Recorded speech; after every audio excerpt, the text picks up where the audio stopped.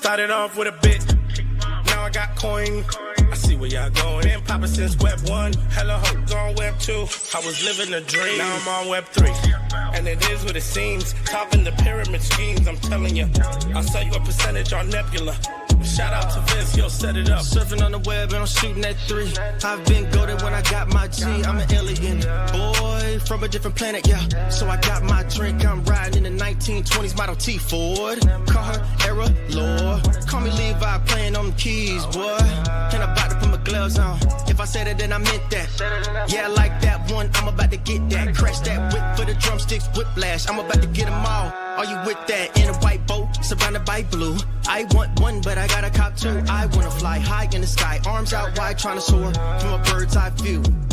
I'm on fire, Ricky, Bobby, cracking the pavement, Whitney, Bobby. I'm a Saki bomb, Hiroshima, Nagasaki. Bruce Wayne been a dog, and I keep it 101, cause I'm feeling kinda spotty. You sipping on some rock, and I'm sipping on octane. The only thing around my neck Started is the off with a blockchain. bit, now I got coin. I see where y'all going. Been poppin' since Web 1, hella hoes on Web 2. I was living a dream, now I'm on Web 3. And it is what it seems, topping the pyramid schemes, I'm telling you. I'll sell you a percentage on Nebula. Shout out to Vince, yo, set it up. NFT, Twitter, blockchain. Seeing with the ghosts and we ballin' like the Brown James. Crypto. We can make a trade, get the memo. Reviews not falling for the FOMO. Listening to coffee with Captain. You know we worldwide, they loco. I ain't never gonna stop rapping. Orlando, yeah, we working magic. We rocking Ethereum entities. I just went and caught me a half base. Man, I gotta shout out Started the off with a board. bit, now I got coin. I see where y'all going. Been poppin' since Web 1, hella hoes on Web 2. I was living a dream, now I'm on Web 3. And it is what it seems, topping the pyramid schemes, I'm telling you. I'll sell you a percentage on Nebula. Shout out to Vince, yo, set it up. Breaking the mood to choose one, but they got knowledge to move, son. I'm shocking in shades with my brother in shoes. Yeah, them blues is coming. Even though it's hard to pick, eeny, mighty, mo, soda on the mix, no biting lips, it's time to go. Index number 1, no thumbs up, you gotta scroll. Looking at the ghost in studio, it's time to go. Had a helmet on by myself until I met a mask that wanted to have a face off. So had to bring my chainsaw, full tank of gas in the ride with my brakes off. I'm A1, but a different kind of steak sauce. Welcome to Coffee with Captain, powered by ApeCoin, where we dive into all things crypto, NFTs, Web3, and cutting-edge technology. Remember, nothing here is financial advice. Early-stage tech can be exceptionally volatile and risky. So grab your coffee and join Cap and Steve for today's conversation. Welcome to the future. Welcome to Coffee with Captain GM. Thanks so much for joining us here. And done so, do us a favor, drop us a GM in the chat down below. Then head up top, smash that like, repost, and bookmark on today's space. We greatly appreciate it. It does warm up the algo and does us a real solid. Also up top, you'll find the carousel for the week. If you've missed any shows or haven't yet hit the reminder for tomorrow, we got a special guest. We appreciate those Friday reminders. If you've not yet smashed it, although we'll give you all props. You've been doing a phenomenal job collectively on hitting the carousel reminders, as well as before I even dropped my first GM. There's already Mel is still first. She's back, fully back. But there's 15 reposts of the stream, 15 comments in the chat. So you all are lighting it up before we even ask you to do so. Greatly appreciate all of that.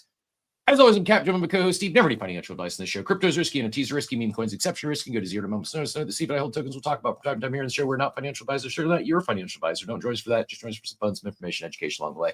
You also find the abstract feed up top. We're on my abstract today in the X video feed. And Steve's been in the SBS fantasy draft streets. GG, heard you hit a free draft yesterday. I did. Actually, couple actually, they were running a promotion where if you buy 4, you get 2 free drafts. Or yeah, if you buy 4, you get 1. So Enter 4, I believe. Enter 4, you get Enter 4 in a day. Enter 4 in a day. Or yeah, either way, I got some free drafts going. I'm addicted to Spoiled Banana Society. I am. Welcome to my world.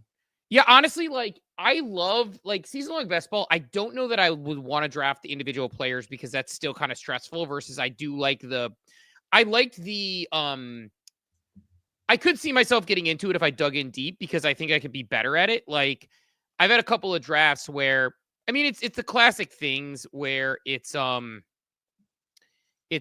classic thing where you, I need to tell, Boris, I got a 9th draft slot. I guess that was I get to spin the wheel as well. Win 20 free drafts. like our friend Chris Bryan did. Yeah, I'll hit him up in the hit him up on that. But yeah, basically, long story short, like, so if people haven't missed our Spoiled Banana Society show, by the way, give us a like, a retweet, a comment on the room. GM to everybody. I know I haven't been as great on the GMs lately. We're doing our best, but leave us retweet, comment on everything, all the things. Remember, we have 100 ape to give away today, so we're gonna want to see you in the comments acting up and talking. I do have Cap giving Fading MetaMask on the list today, so we can get into that for sure. I also have a good way to pick our winner. First of all, you're going to have to mint the you got to mint the badge. That'll be the criteria number one. And then of someone who mints the badge and shows us proof of that in the chat, I got a good way to pick the winner today. Awesome. I like that. But yeah, man, so we'll get the badge code out probably in the next half hour, 45 minutes, and start letting people rip on that. But GM to everybody out there, Mesh, Thomas, Mato, Be Epic, Teacher Katie, of course, Mel, all our friends in the chat, Machiavelli, and the crew. But yeah, for people who miss Spoiled Banana Society, basically, I had a horrible draft last night. Joey Val was in my draft, and it was one of those ones where people were picking like 4 wide receiver ones before you got anywhere through. So like, and I was picked 9. So like, you're sort of at the mercy of the draft in front of you. I have found myself, like, oddly, I used to like being at the front end or back end of a draft. I found myself liking in the middle. Was my favorite spot. See, I actually am liking like 6, 7, 8 because there's still value there. Yeah, also finding because really the first round is deep. Like if I don't get one, I prefer to be later because I think there's probably like 16, maybe 17 arguable first rounders that could go towards the back half. So if you get 7, 8, 9, 10, even 6, sometimes they'll slide. Now where I feel like the second half of the second round is a toss up. I don't love that because there's players that go to the end of the third that could be late second. Like it's a very flat, like, so I want to get 2 of the top 16 or 17 players. And then I think there's a pretty big teardrop. Yeah.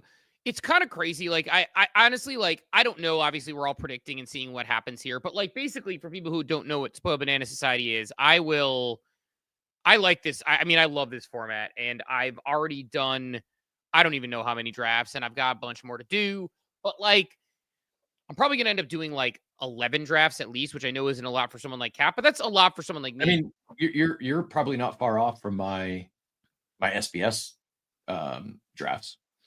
But like, yeah, it's like, I don't know. I've been playing the field pretty well. Like I said, last night, my draft was a disaster. But like before that, like I've been getting a lot sharper and a lot better at it, where it's like, I look at my lineups afterwards and I feel good about them, where it's like different lineups, different theories, strategies, like not doubling up too often on players unless there's somebody late to take that I could take a flyer on that I believe in, like the way you take Justin Fields late type thing. Right. And so I've been doing pretty well in that. Like I had one draft I really liked where, oddly enough, like everyone went wide receiver pretty early. I think I got like Saquon and King Henry on my first couple picks, which is crazy because I didn't go wide receivers, but I still ended up with like 4 wide receiver ones. So like, again, like you just need one to cook. I got a couple stacks in there. So we're playing some different strategies based on how the draft board comes to me. Again, absolutely just total disaster last night at 9. Here's the other thing is ETH. If ETH doubles up between now and the end of the season, like we actually get 10K ETH, the price pool literally doubles up. Like I love the fact that it's denominated in ETH. And now obviously it could go the other direction. But yeah, to Rissa's point, you could have, like when it first started, ETH was around 2,400. So if you bought a bunch of tickets early, you're already up big. Like you already have equity built into your lineups because of ETH going up and to the right. Yeah. So it's it'll be like I said, it'll be fun. It's a fun thing to do. But like basically so I like Best Ball. If people aren't familiar with fantasy, Best Ball is a format Caps really likes, which I really like as well. The thing about fantasy football that drives me nuts is I can't manage a team. I'm too busy. I don't have enough time to draft for freaking 3-4 hours and then like, manage a team. And I know people have home leagues and that's sort of like a social activity, but generally speaking, fantasy football kind of passed me by. I hadn't done it in years. Then Best Ball comes out. Well, Best Ball, you draft a team of a bunch of people and they automatically play your best lineup every single week. So if you have Lamar Jackson and Patrick Mahomes and you start one quarterback, whoever scores better that week, they'll just give you that score. You don't have to worry about who you're sitting, who you're starting, who you're trading, who you're dropping, who you're picking up, all those things. So from a standpoint of that, I like best ball better. But even then, you draft a player who's really good. You draft Christian McCaffrey first overall last year, and then Christian McCaffrey gets injured for the season, and your team's probably still tanked. What I like about Spoil Banana Society is they make it even one step better for people like me, where you draft a position. So you draft San Francisco running back 1. Well, last year, Mason had a great year after McCaffrey got hurt or had a serviceable year. If you draft San Francisco running back 1, you get McCaffrey, and then if he scores highest, you get Mason. If he scores highest, if McCaffrey gets hurt, you still got Mason. So it's like your season's not tanked by an injury.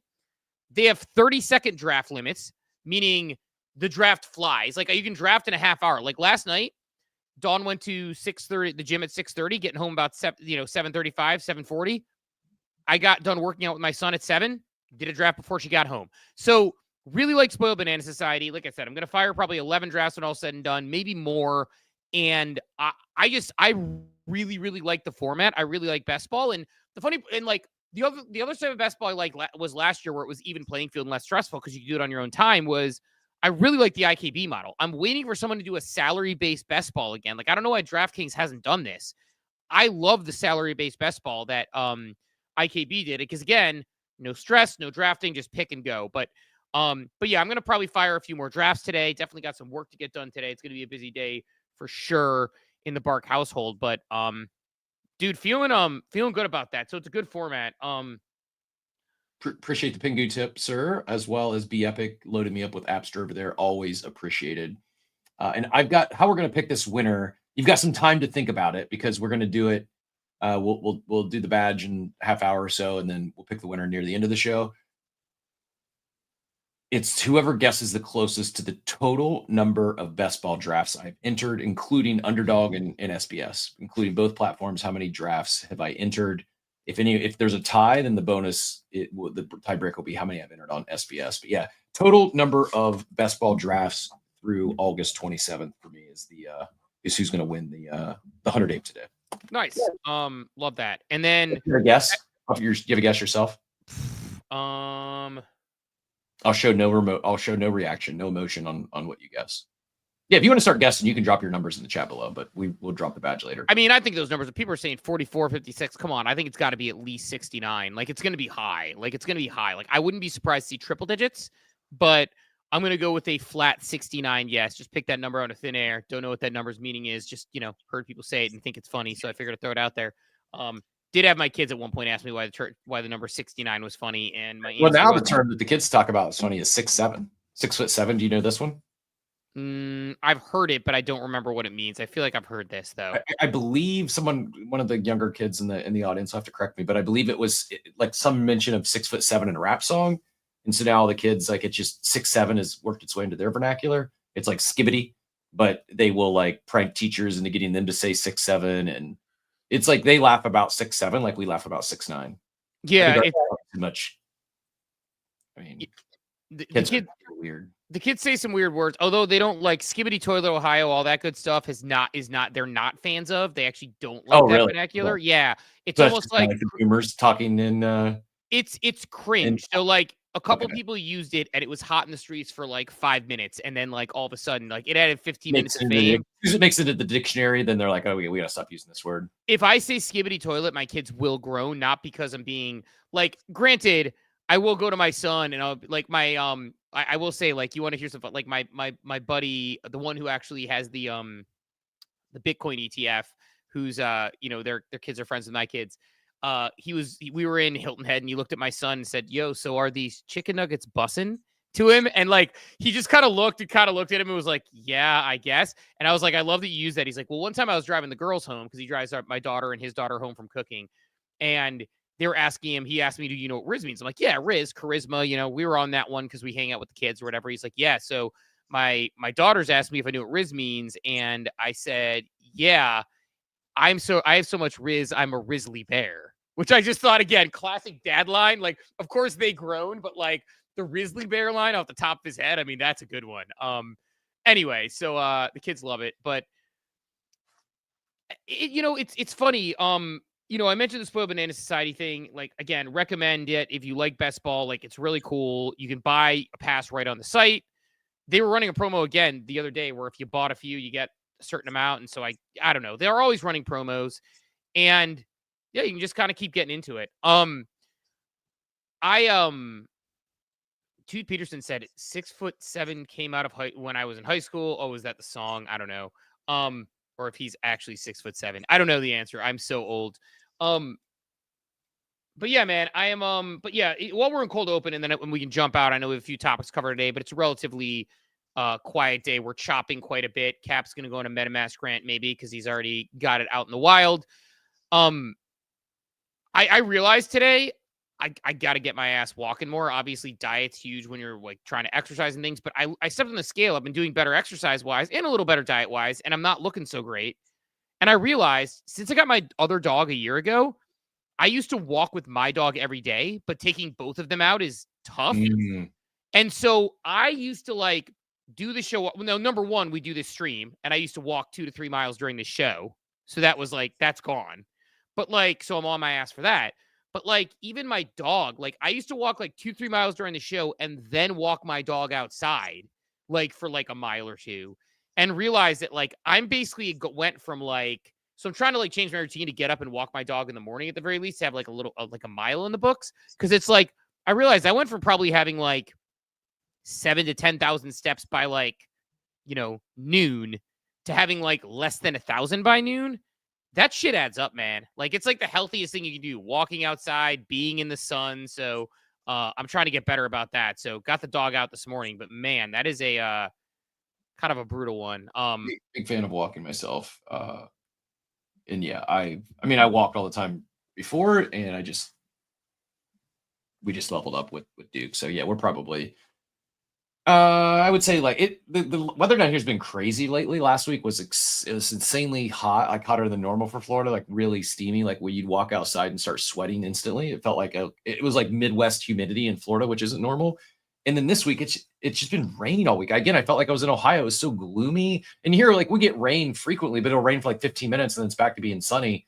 It was like overcast an entire day. And I'm not like whining. I know I'm very grateful and fortunate to be able to live in a climate where it's not like that is the norm.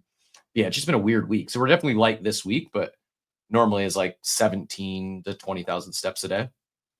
Yeah, I got to do better about that. Tooth Peterson, shout out. Yes, Steve, done almost 20 pounds this summer. Really proud of myself. Awesome. Key is diet, but I started walking every day, 15K. That's what I'm actually going to do. Not hard. Like I shouldn't say this. Everyone's different, but really, like you don't have to be some meathead that goes to the gym for 3 hours a day. It's literally just move for at least 20, 30 minutes a day. Don't drink calories. And I mean, ideally you're going through the day on a calorie deficit if you're trying to lose weight, but that's it. You just like burn more calories than you consume. Easy way to do that is don't drink calories and just move. Make sure you're moving every day. I mean, that's what it is. Like, honestly, like just getting back to walking. I mean, diet's like the number one thing, especially at our age. Like, it's like, if I just like, like if I go and I ate nothing but like meat with the occasional like veggies for like a month, it's like, I'll drop 5 to 10 pounds, right? It's just like, it's that easy where it's like, just, do that. But to me, it's like, my diet's been so, but like June threw me off. I was on some pretty good momentum, but it's like, yeah, it's like, I need to just walk more. So I'm probably going to do the thing where it's like, I feel bad for our new puppy. She's awesome. Like she's, 2 years old, but like, she's not as easy. And my other dog and I have a rapport. He's my best friend. So him and I will probably be doing more walking in the future because again, I used to walk him once, twice a day, 1 to 3 miles right there. So that's already like 6,000, 7,000 steps. I used to walk another 4,000 steps during Coffee with Captain, which now we stream, so I can't walk as much. So that's obviously not there. So I used to have like 10,000 steps alone on that, and then anything else is bonus. Just need to get back to it. So we'll see. But Cap, that said, what is on your tick list today? Like, what do you want to start with? What do you got? Well, I mean, I will say I don't need to lambast MetaMask too much, but we both said it. Like this most recent update it's horrendous. I can't remember the last time a software update was so bad and they did nothing about it. Like it's just like for whatever reason it stopped working with my Grid Plus, which is my hardware wallet. That's a problem. I attempted to troubleshoot. I did things. I'm pretty sure it's not on the Grid Plus end. Well, I know now it's not because, I did end up ultimately switch to Rabby yesterday. And as everyone has said, it's super smooth. It's a better user interface, better user experience. Instantly worked with Rabby, no issues. Or sorry, instantly worked with Grid Plus, my Lattice, no issues. And even if it was working with my hardware wallet, it just sucks, man. Like it's changing networks. It's really clunky. It like almost always freezes up or glitches. And boy, if you got to change to an L2, it's just like it's like 3 unnecessary steps to where before it was just, just click the drop down and change it. Like it's just I can't fathom who thought this was a good idea to make this UI change to change networks. Because it's something like other than transacting and sending funds or minting something, signing a transaction, the most frequent thing I do in any wallet is change networks. It's just it's like the most important functionality on a wallet. It's like you want a multi-chain wallet. And like, yeah, I mean, I look at like MetaMask. Now, first of all, it looks old when you click on it. Like it looks antiquated now, more so than before. But anybody who's using it, this was my dunk because they jokingly take a shot at Cracker Barrel. And I just said, yeah, it's fitting as the latest update is working about as well as that rebrand went. Like, yeah, it's a problem. I mean, I might quote tweet that today with some reasoning because it's like the default and custom network thing. It's like when you go to default networks, like if anybody's using MetaMask still, or I'm the only dinosaur doing it, you click on it and it's like it moves around. You have to find it, but it's like, oh, it doesn't have a lot of the networks I used recently. So Hyper EVM's not on there. Ape Chain's not on there. Flow EVM's not on there. Blast, if people are still over there, are not on there. Arbitrum Nova, Abstract, Mega ETH Testnet, like all the different things. So I have to go to custom and click on that and only can be on that network at that time. But it's like when I'm trying to do stuff on Hyperliquid, for example, if I'm on Hype EVM and I'm trying to manage a LP on Project X, I have to click over to the custom network. And if I don't, the transaction just doesn't work. And it's like it doesn't automatically switch networks. It doesn't, let me switch networks with a simple drop down. It's so brutal as opposed to, I don't understand. I just don't understand how they went to this update. And then, yeah, it looks antiquated. Like I'm just not sure what they're doing. And, Phantom looks better. Obviously people are telling me to switch to Rabby. I haven't done that. I got to decide where I want to, basically port my time if I do it. But it is frustrating. I don't like switching wallets. I'm not a fan of doing that. So I would just like MetaMask to fix it because they have a bunch of funding. They have, a huge company. Like just put it together, man. Like just copy what your competitors are doing and it should be fine. But yeah, it's not great. And it's made working on other networks just brutal. Whereas like other wallets I'm using are just work just seamlessly. They're just fine. So, I don't know, a little frustrating there. And I am a fan of Rabby so far. I'll be very early. I've only done a few things in it, but yeah, it's as everyone explained. It's just simple. It just works. It's quick, it's snappy, and yeah, I probably to the point I'm just going to uninstall MetaMask and move on. Now, like I said, watch them drop a token and nerf me because my allocation because I did this. But yeah, I'm my breath on that. I'm still holding out that they're going to fix the update and do something because I'm too lazy to switch. And it's one of those things that's like a pain in the ass. Like it's like when I was trying to get my money off like Hyperliquid yesterday and I was in the war room and I'm like, I took it out of Liminal. Oh, it went to Hyperliquid. Okay, now I need to withdraw. Oh, it went to Arbitrum. I'm like, pain in the ass, like too many clicks. And like, it's one of the reasons I talk about like, Hyperliquid not being the most user-friendly in that way. It's like getting on and off at times is a pain. Like when I put money on Liminal through my MetaMask and then I take it out and it went from USDTO to USDC over to Hyperliquid, has to be withdrawn, moved over to Spot, take that out, send it to Arbitrum. It's like all these clicks are a barrier to entry. It's like, and I think MetaMask is making themselves a much bigger barrier to entry for people coming into crypto. Like if you're coming into crypto, you used to say like, get a MetaMask, it's best EVM compatible wallet and use it. If I was telling someone to start tomorrow on crypto, I'm not sending them to MetaMask anymore. And that was like, it's a mass. It used to be you need your X first, your MetaMask, and your Phantom. Now it's like I don't know. You could use a Rabby. Phantom's doing a whole bunch of different things there. Obviously, there's some Polkadot wallets that are multi-chain as well. Like, it's no longer a no longer a thing. So I don't know, man. It's not great, and I hope the team. I just don't understand how they could ship that.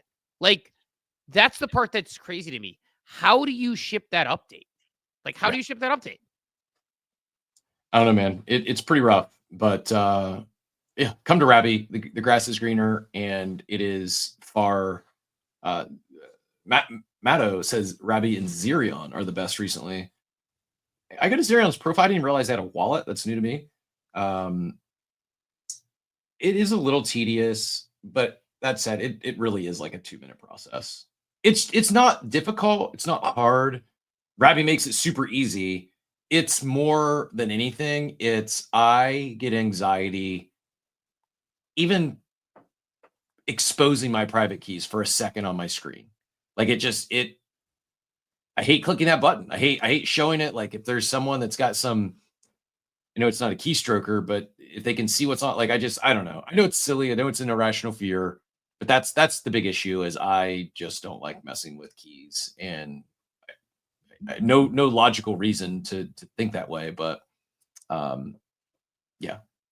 Yeah, but it's like, I don't know. And then I'll need to switch my ledger up, and I need to get it then, and you do that whole deal. So it's just a pain. It's something that I'm trying not to, I'm trying to avoid if I can, but everyone says, Rabby's good. B Epic says Rabby's good, but had issues swapping in Rabby. I don't do a lot of in-wallet swaps anyway. I do most of my swaps on any random exchange where I won't get hit with the fees quite as hard. But B Epic using MetaMask still. Thomas says, I'm the same. I hate change. So many other sites are connected to it. If I migrate the seed phrase, I need to go to all the other sites that has MetaMask connected and change it up. No, you should be able to just connect your Rabby because it's going to your seed phrase in that wallet on the blockchain. It's not necessarily going to MetaMask specifically. So it should be fine. It's a doable thing. I'm just kind of holding out here, but I don't understand. Like, they're working on a stable coin. They should be working on their core product. Like, their core product is the wallet. Either it's going to work or it's not. And right now, the product is just getting increasingly worse. So Drew's going to come up here and tell us not to import our ledger seed phrase and to import using our ledger specifically, I think is what he's going to say. So I'm going to predict that that's going to be the direction we're going to go. We're going to see about that, though. Drew GM. Yeah, GM. Yeah, I've been kind of testing all the wallets because MetaMask, as much as I'm a fanboy, that shit pain in the ass lately. Social logins are pretty cool, though, what they just announced. But yeah, for anyone looking to switch, I think we said this last time, but obviously don't input your seed phrase into Rabby. It's really important not to do that, especially if you have a hardware wallet. You just go to connect a hardware wallet and connect that way. Don't ever input your hardware wallet seed phrase into another wallet provider, because then you essentially just defeat the purpose of a hardware wallet. Yeah, you made your hardware wallet a Chrome extension soft wallet again. Yep. Yeah, see, these are the things I just gotta properly do, and if I do wrong once, I gotta start all over. It's just that's the thing. I don't want to screw something like this up, and it's path of least resistance is just staying where I'm at. And it's I know that's stupid. It's where I'm at. Reminds me, I'm due for a whole security checkup lately anyway. I keep an eye on my security stuff, but I need to refigure out where I get instructions for my family if anything happens to me type thing, especially with all this DeFi stuff. I got to update it because now my money's just all over the most random places possible. So I need to redo a security checkup for sure on all that. So yeah, but speaking of DeFi, Cap, mostly been chopping around here, which is good for me on my Project X liquidity pools. Although my liquidity pool with Solana USDC slid overnight because Solana is cooking. I don't know if you want to hit daily market update, and then we could kind of maybe get into the market a little bit. Sure. The daily market update straight to your brain. Powered by ApeCoin, no hype, just gains. Moving on 8chain, we bringing the heat. NFTs, fence alpha, never miss a beat. 8chain on top, now we bringing the flex. The home of NFTs, figures now what's next. Come on, my head top, but you want the time to chop for one time. It's time for the daily market update powered by ApeCoin, the home of NFTs. Ape Chain has it all, bringing culture, fun, and community to the blockchain. Dive in and see why Ape Chain is on top. Cap. Yes, sir. We're going to start with majors today. We got Bitcoin up 1% to 112,914, ETH flat at 45.89, XRP up over 3 again to $3.01, although it shows flat on the day. Solana up 4%, leading the way. It's been on a ripper lately. I think like 15% in the last week, maybe up to 212. Doge up 2% to 22 cents, and Cardano remains the stable coin at 86 cents. Sheeb up 1% to 4 cents, Pepe flat, Pingu down 2%, Trump up 1%, Bonk up 1%.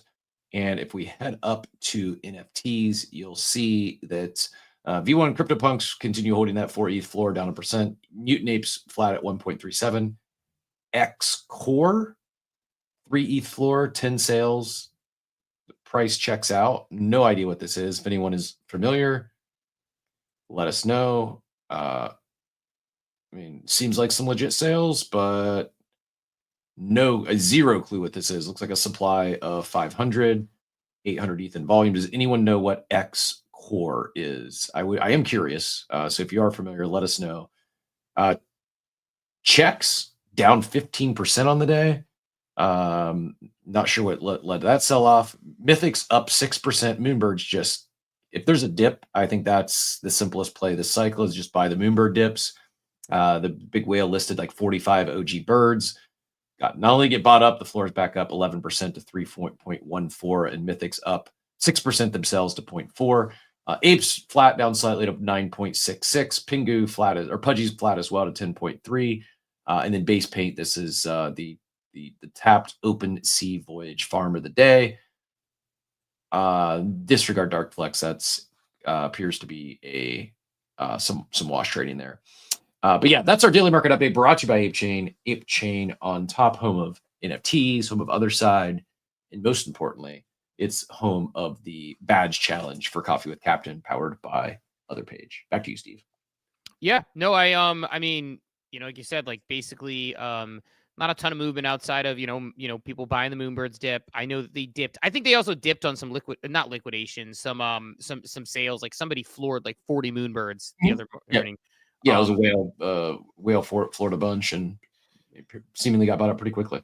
But yeah, it's definitely been and I'll hit you with the secret code if you want to go ahead and claim that badge, which we'll give away here in a minute. We'll get the badge going, but also just real quick to come back to the Roland. What we were saying is what I call a hot wallet, a soft wallet. Is that a phrase now? If you import your seed phrase into MetaMask or Rabby, you're making your hardware wallet essentially irrelevant. Like if you put your seed phrase in another hot wallet, another Chrome extension, you're kind of defeating the purpose of having a hardware wallet. So yeah, it's the same equivalent of having a soft wallet. Machiavelli figured out the code, by the way, already, which was figure outable. There's actually 4 people who figured it out, myself being one of them. So like 3 people figured out the code. But it's definitely it's out there. So but no, I don't know, man. Let's do that. Let's give out the code at least to people. Again, like, retweet, comment on the room. A little bit of a slower start this morning, particularly. So if you like, retweet, and comment on the space, extra bonus chances to win that 100 ape. I know Cap's going to pick someone for that. The code, again, you want to go to other.page/claim, and the code is 828. I'm not going to keep it on the date all the time. CWC 828. Sorry, CWC 828. I'm an idiot. All right. I got to get better at this. Code CWC 828. Dobbin says, turns out that whale that listed all those OG Moonbirds was a protocol that went bankrupt and the birds got listed right away. Interesting. Yeah. So the insight there. I was not aware.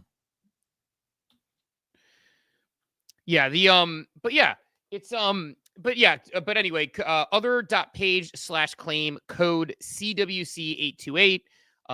Use the date today. I'm not going to use the date every day. In fact, tomorrow you're going to be able to claim via a link in the newsletter. I think I might be doing it wrong. It might just be a free open claim on the Coffee with Captain site that you can go to. So I got to figure that part out. So I might have done that part. But yeah, CWC 828 other.page/claim is going to get you done there for the badge of the day. So get out there and claim it, and then we will again, you'll be entered to win part of those thousands of dollars worth of ape. So also, I agree with Dort. It's not even an hour of work, and you'll be much happier after having done it yesterday. I was having similar thoughts as you. It's just a pain in the ass. I don't want to do it. You just not even an hour. Set aside a half hour. I'm going to switch my wallets, and you'll be done, and your life will be much smoother. And the issues you're having with Hyperliquid yesterday probably go away. Yeah, I need to yeah, it's like, and I know, like, you know, Mayhem making fun of me in the war room. I already have like 10 different wallets. Just another one. This is Steve, though. Steve with anything, though. He wouldn't touch DeFi like 2 weeks ago. Yeah, man. I mean, I do need to like, they're saying like add Rabby as a new wallet. Like, I don't want to add it as a new wallet. I need to import my old stuff because if I'm going to use it, I'm going to use it. Like, that defeats the purpose. Like, I need it to be my default wallet that I'm using. I have like a ton of, like, it's not that I don't have a bunch of wallets. I've got MetaMask, Phantom, Magic Eden, Subwallet, Xverse. I know that I have more than I have a Rainbow wallet. I have I know I have more Subwallet. So I've got like all sorts of wallets. Like, I've used them for different things, but I like to keep my life as simple as possible on these things. And so if I switch to Rabby, it's basically the end of the MetaMask for me because I'm not going to go back to the Fox if I switch over to Rabby and I decide I like it. It's just, I need to import everything. I want to do it in a way that makes sense. I've got my, obviously my hardware wallet connected there. So I need to figure out how to get all that stuff connected over. Or maybe I don't need to. Maybe I just use my hardware wallet with my MetaMask. Maybe it's that simple. But need to get that done. But anyway, go ahead, Cap. Just before we get too far away from the daily market update, I saw some, I think the Epic and Abstract chat mentioned big on a rip. Holy moly, it is. It is up bigly. Look at this. Just beginning of the month, it was 25 cents. It's up to 279. So more than a 10x just this month. Went from a $2.5 million market cap to 25 million. Board Elon, baby. Oh, is that it? Yeah. Him and some other people CTO'd it. As I understand really? So, yeah. I had no idea. Interesting. Huh. Yeah, they've done a few interviews about it. Actually, EJR, IO response to wants to come on the podcast for Web3 Playboy, something he's working on, and is he's one of the people who always has a allow list and different things that I will sometimes get us access to and work through him. And he has a Web3 Playboy. So one of the things he also has is the Board Elon is involved in it in a way. So got to potentially get them on just to talk about all that. But yeah, no, it's a CTO. I mean, we talked about it a little bit with Abstract yesterday, where it was like not FUD. Like, I like, the proof of play arcade. I like. By the way, I just logged into Bitcoin.tech with my Rabby wallet, and it immediately switched the network to Abstract. No. I didn't have to click a button.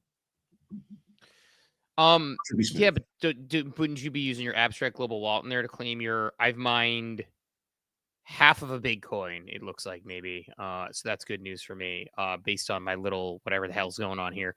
I've got $1.62 to claim. I haven't been in here in like weeks, but I don't know, man. It's a fun little like game that we had played at one point. I don't know that it's my I don't know that I'm gonna go back to it. Maybe Board Elon convinced me. Big fan of Board Elon, but need to like, I think just keep my thing there and earning like $1 every month is just fine. I'll take my $12. I'll get my Chipotle, and maybe I'll hold on to that. But I don't know. Like, I mean, we talked about it the other day, and I know we got to get to other stuff, so I don't want to be too like long on this. But like, I'm just, again, maybe it's the long farming, maybe it's the fact that I've realized on the reward system I'm never gonna get outside of gold, so I'm just kind of hanging out.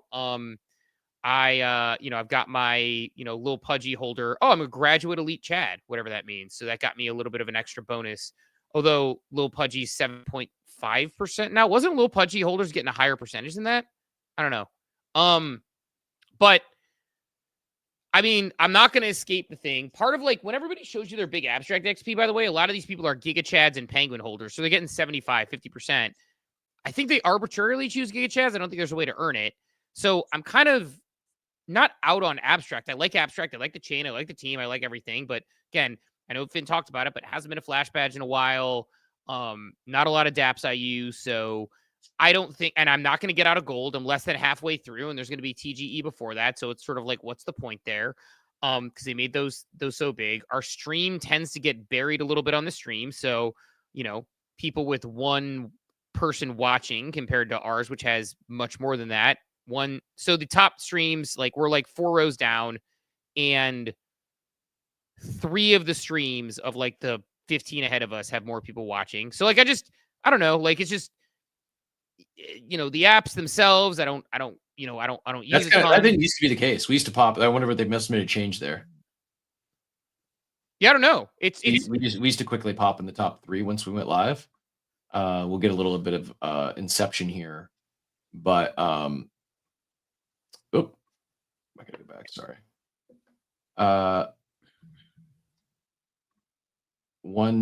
77, 27, 15. So they're deservedly up there. But but look at those 3. 9, 1, 2, 11, 3, 7, 4, 5, 5, 6, 4, 2, 7, 8, 9. 1, 1.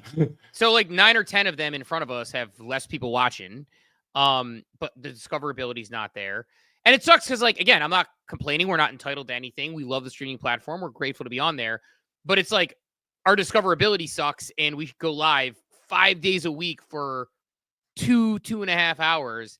Like, I know the flexing guy up there, I think, just is live 24/7 because I feel like he's always at the top. And some of the people are playing games, but impossible to know how it's prioritized. But the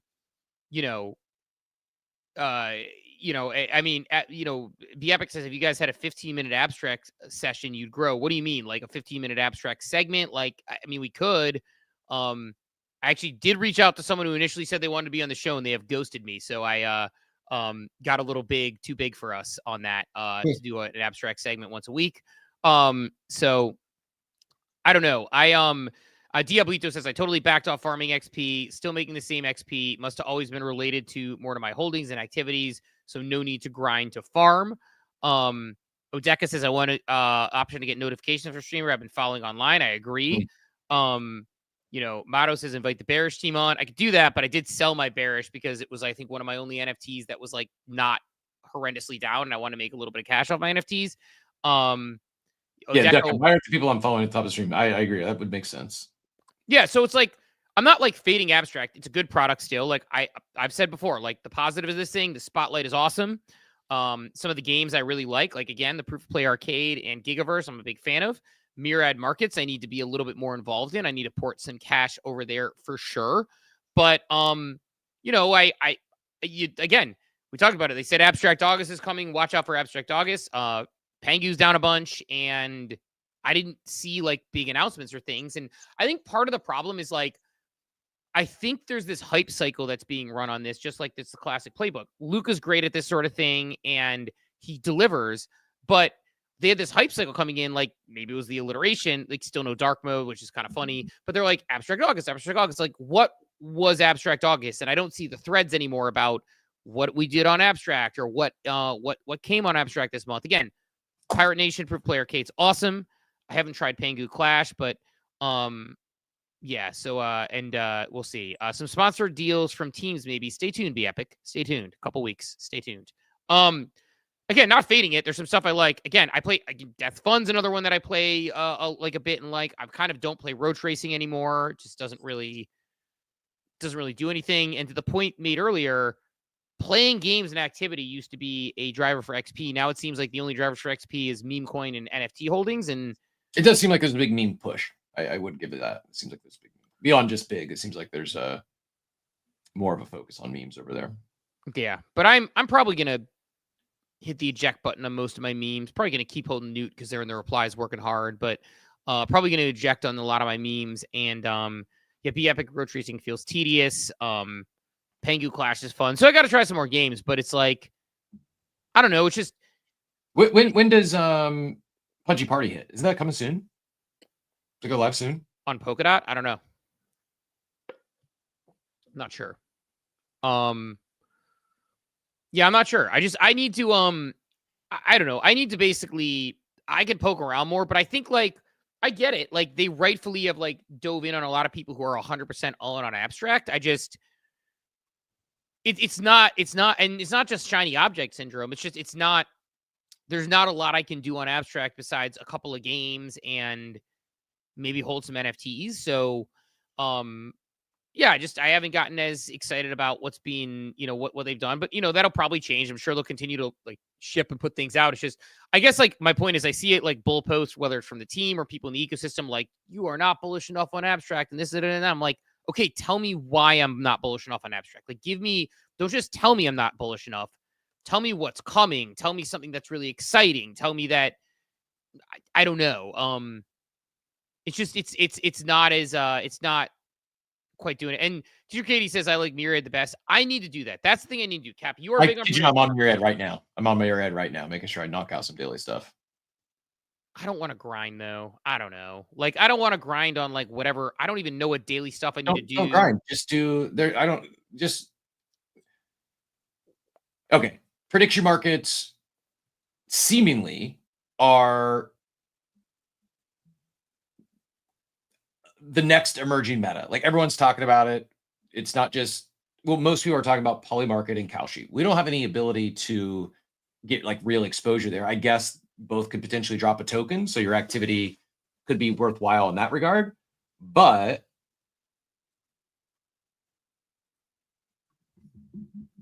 I think that probably a lot easier to get exposure to a Myriad token that we know is coming. We've been told it's coming. And if it gets closer and they start ramping that up, I think that it could be a much more crowded farm than it is currently. So I'm just making Myriad my primary prediction market now. And so as I start getting into football season here, like if they've got an Ohio State line, then I heard they're going to make a big split push in the sports market focus here soon. So like instead of going to Bovada or Hard Rock app in Florida, I'll make my sports bets on abstract, or I mean on Myriad market. Yeah, that's where I'm going to be at. It's just, I don't know, man. I just like, I can't get, and I'll get over it. It's just the fact that I had like a dozen open positions that are just gone when they were upgraded is the most like. You just got to move on. You got to get that. You got eyes forward. Beta, it's fine. I mean, it's fine. It's just like, what kind of a play is that? That were like season 2 is launching, and they're like, also your points that you had previously gone, and all of your things that you had open gone. Like all those points you used on future predictions gone. But it's season 2 now. It's like, so what did season 1 do for me? Like I don't know. Like that. I'm going to get over it. I'm going to get on it. It's just. It is frustrating when you're climbing the leaderboard. You're using it. Here's the thing: if it ends up being a cook and it ends up being a good TGE, you're going to be salty because you were going hard and then you stopped because you tilted. I'm the same way. Shit would piss me off too. I'd tilt, but I'm telling you, I don't know. I don't know anything. I think that if prediction markets do have a real moment, they've got motion over there. Like you don't have to like the team. You don't have to love the team. They're very, very well connected. Farouk interviewed the freaking president.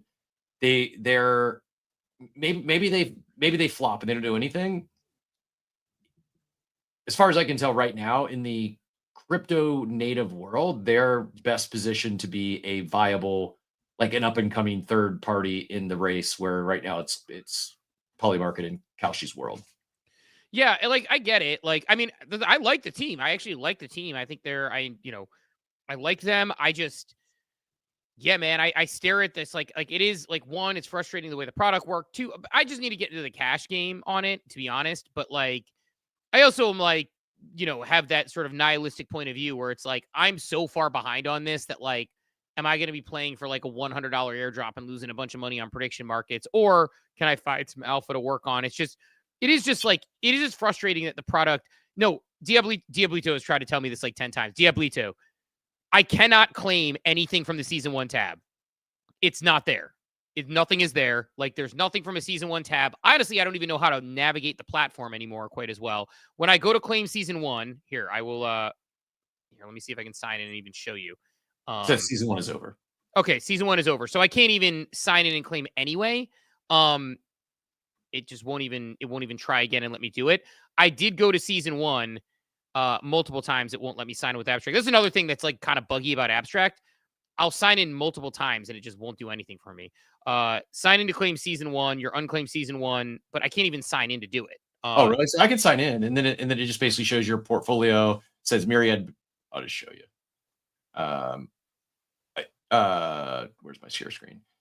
Says Myriad season 1 is over. Myriad beta is over. Any unclaimed USD positions were returned to the users. See you in season 2. And then you can see your history, and it should show. I'm curious, like if you go see your history, does it show all those things you placed, and, in the final value? Like, do you have this in your history? Let me see if it says. Is there a way to see even open? It just says history, but Yeah, like because everything was closed. Like everything in season 1 was closed, is my understanding. So they just don't return those points that you bet. No, they did. They should. No, did not. Ton of open bets on like, will there be a recession by the end of the year? All that good stuff. So,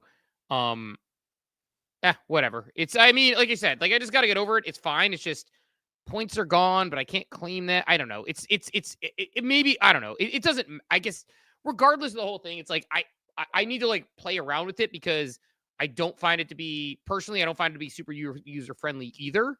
Yeah, it's a little clunky. And it's like do these Myriad tests in order to get like some bonus points, and then half of them don't work. It's like do Myriad learn, and then I go to it and that doesn't work. And like like the actual user of it is clunky, so I struggle with that. This this is hilarious looking back at some of these. Will President Trump wear pit vipers during the crypto dinner? Yeah, my history. Like the outcome was yes. He wore pit vipers. I don't remember that at all. Ethereum price above 1,800 on April 25th, and I bet no, and it was actually correct. Imagine that. Saying ETH wouldn't be above 1,800 earlier this year, and it was the correct bet. Yeah, I mean, I've got like I see some reds on there. I mean, like my season 1, I see it. Like I've got a bunch of greens. For the most part, missed something on some soccer there. Man, I had a really bad record in soccer, it appears. Oh, look, I took the yes on Ethereum. You took the no, and you won, so I missed on that one. But yeah, like a lot of green on points, but like, yeah, I don't know. There was I cooked on March Madness, by the way. Look at this. You had a lot of volume. You weren't kidding. Dude, that's what I'm saying. Like I was using it very regularly, and it's just I'm struggling with the clunky the clunky platform. I need to just learn how to use it. I get it. Like I'm not trying to like FUD them when I say that. It's just it's like busy and difficult. But I need to get in the USDC anyway and start getting back on there, because I was kidding. But like I kind of had the strategy where it's like I took things I felt relatively certain about. I took high percentage bets, and it worked relatively well. It's just I don't know. The other thing is like I'm sitting here looking at it, and I'm also probably going to use a bunch of USDC on here, bet around, and then get like a $47 airdrop because there's going to be whales who are farming it. So I don't know, man. I don't know if they are. I don't see any of the normal, the people that you think of as like big farming whales. I don't see them talking about Myriad. I don't think it's as crowded as you think. Maybe I'm wrong, but I don't think it is. I think it's being slept on for the most part. Yeah, I don't know. I gotta look at that one. That would be my activity on Abstract. That would probably get me going a little bit more. Is like, and that's one of those things that I will probably dive into soon enough. Like because I do like prediction markets. To your point, I'm already making bets. Nice. We have 69 claimants, by the way. Right now. I don't know, man. I need to like play around and I need to play around and do a little bit more on Myriad though. Like I want to get more involved in prediction markets. I like Polymarket. I think Polymarket will probably drop a token at some point. I mean, Polygon Katana's dropping a token, Billion's dropping a token. I think Midas is the other one dropping a token. If I have that right, I think I might be pronouncing that one wrong. But they got a lot going on that chain that they're going to be dropping tokens for. So Polymarket wouldn't surprise me. But I just in today screwing around a little bit, I have about half as many points I got for season 1. Like so, I got my Abstract wallet. I got to click the hamburger button in the top right, and then put it right by default. It's hide spam tokens, yes, and hide small balances, yes. You got to change the hide small balances to no, because there's $0 tied to these points right now. So if you have the default hide small balances at yes, you won't see it. But once I change it to no, it shows me both Myriad points season 1 and Myriad points season 2. Actually, season 1 just says Myriad points, and then season 2 says Myriad points season 2. So they both show fully on in my Abstract Global wallet. Yeah, I don't know. again, I just got to look at it because I'm not like super into. I just need to dive in because like I am interested in like prediction market game. I really like prediction markets. I really was liking Myriad. I had hundreds of thousands of points on there. Like I was ranking for the points leaderboard, and I got the badge for the $500 bet on there. So I enjoyed it. It's just I need to probably. Cricket also has opened a ticket in the Discord. He got all his season 1 tickets or points back. Yeah, I don't know. I don't want to. Yes, you can claim the Rug Genesis NFT. You can claim that up until they make the switch, I believe. If you have a Rug Genesis NFT, they're accruing Rug token every day, I believe. But yeah, I don't know when, but you're going to want to claim those. I haven't claimed mine yet; it's still there. But yeah, you can claim those. I don't know. We haven't shared the claim code yet. That's probably nobody. I probably won't. I probably won't. I don't know what I'm going to do there. I've thought about making a play in that ecosystem just to bet on that TG. It's probably not the wisest. My whole thing is it does seem like it's being slept on. That's my whole thesis is it doesn't seem as crowded as you would expect it to be with Rug and all the reach that they have. Yeah. By the way, we'll go to Musty here in a second, but again, for people out there listening, no reason not to. You want to be entered to win thousands of dollars of prizes. We're giving away Ape partnership with Ape Chain and Other Page, our friends at Other Page. Other.page/claim and type in the code CWC828. That's simple. Other.page/claim, OTHER.PAGE/CLAIM and code CWC828. Claim it. We got to get to at least 100 every single day. So get on there. I think we were at like 70 last time I checked. So jump on there and get that. Like literally, again, you're entering a raffle to win thousands of dollars in prizes. There's no reason not to do that. We had 176 yesterday, 238 the day before, 294 the day before. So one full set collector of everything for the next 4 weeks. So pretty good odds because you got to get that to be in the running for the grand prize 3,000 Ape. You got to have the full set. And right now only, I haven't looked at exactly how many uniques there are, but at max, it would be a little over 100 that have claimed all three. So pretty good odds to maybe your best odds in all of crypto Twitter to win 3,000 Ape, which is 1,500, maybe $2,000 by the time it hits. Yeah. So other.page/claim code CWC828 is going to get you done on there. And then again, tomorrow it'll be a click through on the site. So we'll send people there as well. But Musty saw your hand fly up. So go ahead and get in here, GM. Yo, what up? Yeah, I agree with most of the stuff you said about Abstract. I mean, like the chain is pretty Abstract as a whole is genuinely just fake and gay is really what it is. Like it's just extremely, they just push whatever they want to push, whatever benefits them. Like Bitcoin made no fucking sense. It seemed like the most forced thing on planet Earth. Yeah, I missed it because I'm over here crying, but regardless, like pretty much it just came out of nowhere and just started cooking. Like, yeah, okay, it makes sense. And then you have Elon Musk come and take it over. Yeah, okay, sure. This definitely adds up. But most of the NFTs are pushed by Finn and whoever Finn is friends with. Most of the coins are just held by like a couple Cabal members, and then like all the CTOs, or not all, but a lot of them are like fake CTOs. Like it's people that launched the coin, dumped the coin, they came back and said I CTO'd this. Like for the most part, the chain is just ran by a small group of people, like kind of 2 or 3 groups. I've heard this comment recently. I've heard this clicky comment more regarding Abstract than I have any other chain, I think. And I would say I think Ape Chain is relatively, I mean, it's very ecosystem driven. I don't want to call it cliquish, but you don't really hear people talking like that. But I've heard that specifically. I've heard people saying it seems very clicky lately. I got called out in the war room on that, by the way. Like I said, it was I kind of talked about it and like said like, hey, I feel it, and I've seen a lot of people saying it. And a couple of people were like, everything's clicky. This is clicky. That's clicky. I'm like, yeah, but an NFT PFP project being clicky is very different than a chain. And the clicky comment about Abstract is something I've heard from a lot of people. So I surfaced it in the war room and I got some pushback. Some people felt differently about it. But like I see it.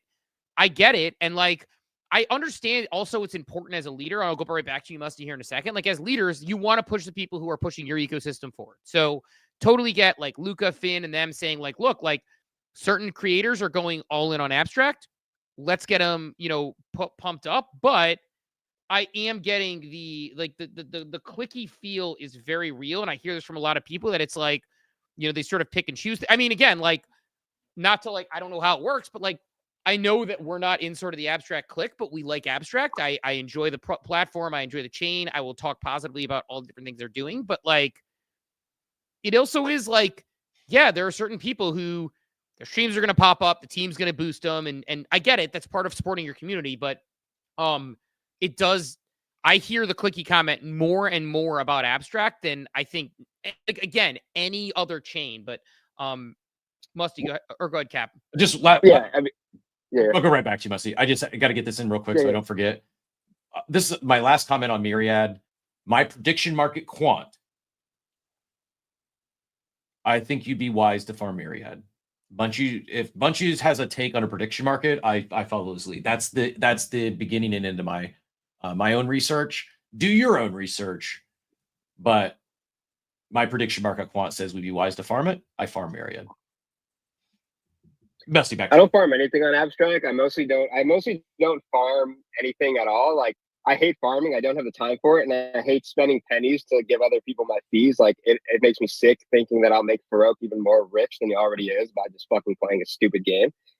So if I want to do something, at least, like, and I think a lot of more people should play the game like this, you just buy shit. Like, I bought a little pudgy to speed run to gold because I knew that it would just happen. Like, I just bought it earlier than other people did, got gold, and I'll dump it eventually. I don't farm any of the shit. Again, it's all gay and force. Like, I do not think Myriad's going to be a crazy airdrop. And everything is just control. I mean, yeah, of course you can say, like, yeah, everything is clicky and this and that. But, bro, I mean, come on. That's just a bullshit statement. Abstract is such a small thing. It has, like, such little volume that it's very obvious that they're just paying people or giving people money or asking their rail friends to, like, come participate or whatever. I think the best way to participate on abstract, at least for me, and I think for a lot of people, if you just, like, have money that you're willing to spend, is to just play on other people's hopium. I think abstract kind of has to succeed. So they will, like, I do think the coin will do well when it comes out, like when abstract TGEs. And I think that they're going to want to push pretty much anything relevant on the chain the closer it gets to TGE, like after the summer or whatever this bullshit abstract August is or whatever. But I think everything will get a scam pump or a scam push closer to TGE. So I think the play is to forget about hitting gold and platinum and farming or whatever and just run the bag up. Just buy the good memes that have solid charts, buy the good, like, buy abstractios, buy fogs, buy anything that Finn and all these guys are fucking sucking off all day and just do nothing. And you'll probably make a fucking big bag come abstract TGE.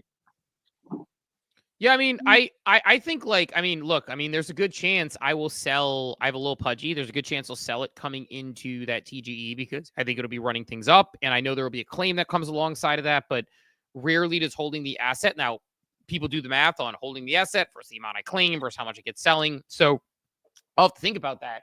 But yeah, I mean, I think, like, generally speaking, the advice of playing the assets is usually right around TGE, right? If people had sold their doodles when doodles were cooking going into the dude TGE, they would have been better off than the dude TGE. Now, it was crazy because I was doing the math and we were saying, like, look, it's even break even at $150 million market cap based on this, then it was half that. And that obviously clocked a lot of people and caught them off guard. But yeah, I don't know, man. I think that there's probably some plays to be had on abstract going into TGE versus, you know, actually playing the farming game. Cause I'm not going to be one of the top farmers. And I know a lot of people are like, oh, like, exactly. You are. Cause like, technically I am in, like, that high percentage, but, like, I think it's going to reward certain people. I also think, I said this before, a lot of mouths to feed. We've been told pudgies are going to eat, lils are going to eat. We've been told that streamers are going to, there's going to be $1 million streamers. Like, all these different things that we've been told. And, like, look, I mean, maybe we should have gone all on an abstract cap because maybe, like, you know, Eli and Myriad are going to be millionaires after this whole thing and they're going to get, you know, that cash. But, you know, it's sort of like in this middle ground is probably not where I want to play. You know why they'll get that bag and why they'll make that cash is because Eli has a huge supply of Gooner. What's her name? Marianne became an abstract KOL out of nowhere after basically being irrelevant and just started pushing abstract and now she has insider information. Like, this is what I mean. The game is skewed. And in my opinion, the best way to play the game instead of sitting in the middle is to just spend your money. There's a reason why fucking ICO Beast won't sell his Cyclops bag. Like, all these type of things, right? They're going to scam pump all of this shit to Valhalla and you just ride the wave and you just ride other people's hopium and retardation and then you just dump on people who are late. I will no, I'm not defending her, but I do want to like, did Marianne have a come up? Absolutely. She also made it just like a very specific decision to become an abstract person. Like it was very clear. I'm not hating. It's just what everybody does, right? It's what Jen did. It's what ICO did. They all But- just pick a lane and they realize it's an underfarm lane. And then when you get to that lane, you get things sent to you like allocation. You Sure. become this fancy KOL and all this. I'm not hating. It is the game and they're playing it much better than me, clearly. But I'm just saying, abstract is truly just a very controlled game. And I guess a lot of people don't see it. I would assume that most people here see this type of shit, but I guess most people are just like stupid and actually listen to KOL. So No, yeah, like I said, it's a good call out. I just like, yeah, she played the game. She's played the game that others have played on other changes. It's not just Marianne. It's not just abstract. Like it is a way to come up in this industry on crypto Twitter specifically. Is if you go all in on something that captures attention, it is a hack. It's a growth hack. I mean, I would imagine ICO Beast would probably tell you that Blast played a big role in his come up. Now, does he talk about Blast anymore? No. Same thing with Jin. Like both of them had, Clemente even. Like all three of them had really big come ups because when Blast was hot, that was their primary focus. And, it's like, shit, man, look at like, you could go back to last cycle. Zeneca got a huge following and built his, amassed his clout and reputation in this space by publishing NFT floors, by publishing stats, did the same thing. Like they just posted data every day, but it was when it was, everyone was looking at it. We had a lot of attention, and it's becoming a specialist. I think can be maybe more beneficial in crypto than on any other industry if you do it right. It's not my journey. I don't want to ignore everything else out there and just become so focused on one singular thing, because part of the beauty of crypto is there's a treasure trove of new stuff happening across multiple chains, and it's part of the reason like we don't have a title sponsor on the show right now. We want to remain like, we love our sponsors, we're grateful for all of our sponsors. We want to turn off any other ecosystems or any other dApps or any other change because they think we're only with this group or we're in this clique. We're not in any cliques. Yeah. I mean, like, yeah. I think that's because you guys aren't just chasing money, but that's just a whole other story. I can be bought, sorry, Dusty. If you know someone that wants to stroke me a 7-figure check, of course. I'll get their tattoo on my. I'll get their tattoo. I'll get my first dude, tattoo. I'll undercut you to be bought, bro. A whatever KOL you're tattoo. getting, whatever you're offering, I'll go under you, dude. I'll just floor undercut you to be bought, bro. I guess the last thing I would say is don't get rinsed by these, like, dude, I swear, like, I'm not kidding. This shit is literally ran by like 3 or 4 fucking groups. Like 4 might even be fucking stretching it. I don't trust any of these fucks. I just ride the hopium, boys. Just ride the hopium. But I also would not, like, Steve, you sound like very bearish. You're talking about like selling your coins or whatever. I mean, NFA, whatever, right? But I probably wouldn't be selling here. Like even Wizard of Soho just tweeted about abstract memes earlier. Like I still feel there's a lot of opportunity here just from take away any of the chain and all the whatever hopium and NFT wag me shit, just from a pure financial making money. Ooh. Like You're back. Probably the best. Lost you for a second there, but I think we got most of it. Yeah, I mean, I get what you're saying, Musty. I think for me also, it's a matter of like, I kind of want to go with where I'm interested. And if I'm going to sit here and hold abstract memes that chop around, I mean, even Pengu is kind of chopping it on and chopping a little downward. Pengu, REKT also probably worth conversation worth having. Answer me this: You're big into DeFi now. You're a DeFi guru. You're firing up your LPs. Where, if you were to do that on Unstrap, where do you go? What is the? I don't know. I don't know what abstract DeFi exists and that I'm aware of. And I guess my point is like, I could sit around and hold some memes and try to hopefully dump on people and make it like, go or what. I get that. I understand the point there. On the flip side, I could take all of that money that I have in memes, which isn't even that much, to be honest. Like my abstract global wallet is relatively low funded. And I could port that over to, Project X. I could port that over to Meteora. I could earn fees. I could then also be earning against airdrops. Like I could be putting that in, if I ported that over to Hype when I ported onto my Kinetic, which is earning, 7 to 10%, which may sound small in this industry, but not bad. Plus the token is up like 25% since I started putting it in there. It's like all of these things are different opportunities for where I can put my money. And I guess like for me, it's like I'm thinking of like where I want to spend time and effort. And it is not as exciting when you're abstract. Like I literally have seen my abstract XP. It was flat for like about 2 months, no matter what I did. And then this week it was down a little, but it's like, I buy a bunch of NFTs, it stays the same. I sell a bunch of NFTs, it stays the same. I buy a bunch of memes, it stays the same. I sell a bunch of memes, it stays the same. So it's like, for that sense, I'm like, all right, well, I don't feel like I'm getting anywhere. I don't own a big pudgy, so my hack is not going to be growing there. I'm not the whatever elite Giga Chad that they hand out to people, I think arbitrarily. I don't know. Maybe there's some requirements. Someone have to tell me, but I'm not that. So if I'm not that, then I'm not getting a 75% boost or whatever those get. So I'm just sort of in this weird middle spot where it's like, I could probably just sit here. I'm not going to get out of gold tier. Probably just sell all these memes, use the money elsewhere, and, call it a day. I'm an elite Chad over there. What do I need to do to become a graduated elite Chad?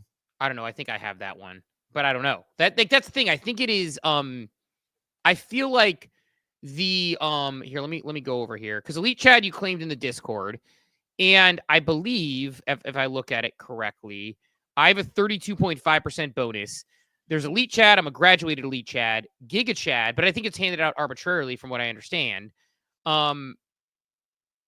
Little pudgy holders get 7.5%. I have one of those, but big pudgies get 50% and Giga Chads get 75%. So also on the LP question, or if you want to do DeFi stuff, just in your wallet at the top right, there's a button gear called Manage Liquidity, and that takes you to Reservoir Swap, which is their, I guess this would be where it's done. So yeah, probably have to do some Pengu USDC positions in there then. But again, I don't know if that does anything for me outside of potentially earning me some fees or like it helps on abstract. So I don't know. My question, what I want to make sure it doesn't do, because part of I don't have a big, I don't have a little. I only have my what do you call it, Pingu holder, because I hold whatever enough Pingu to qualify for that.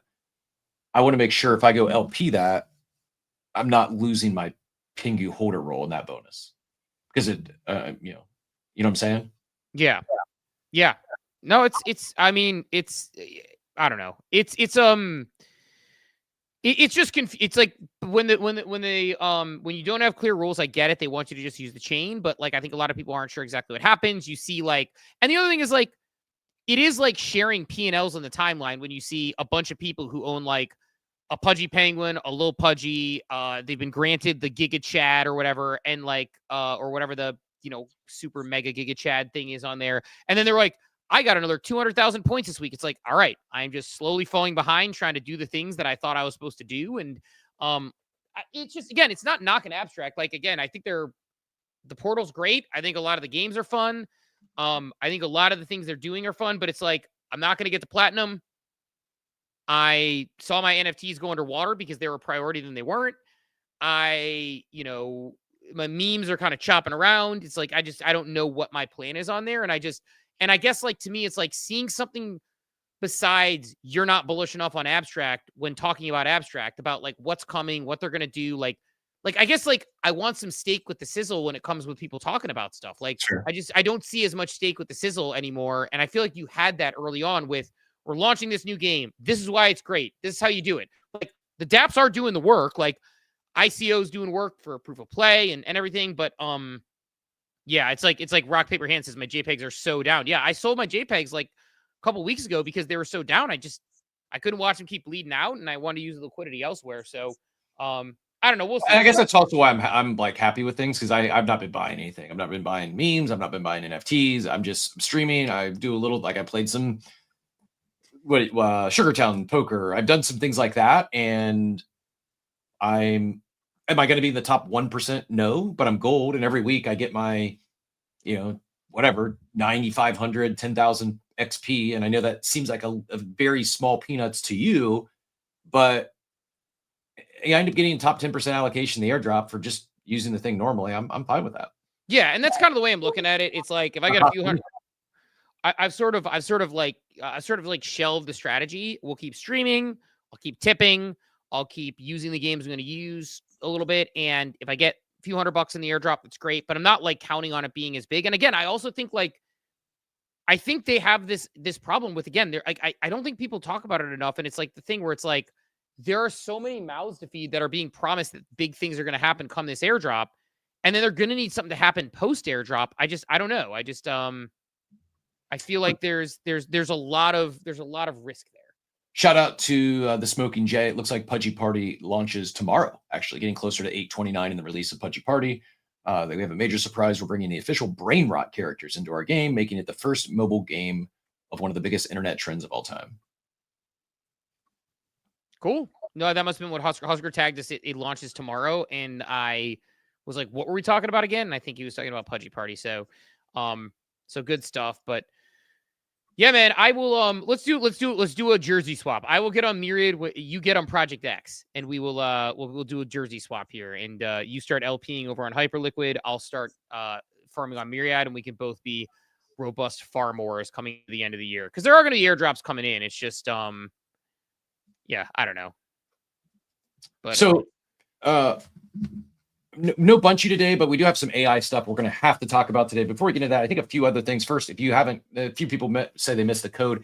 CWC828 is the claim for today's badge, or the claim code for today's badge. That's other.page/claim.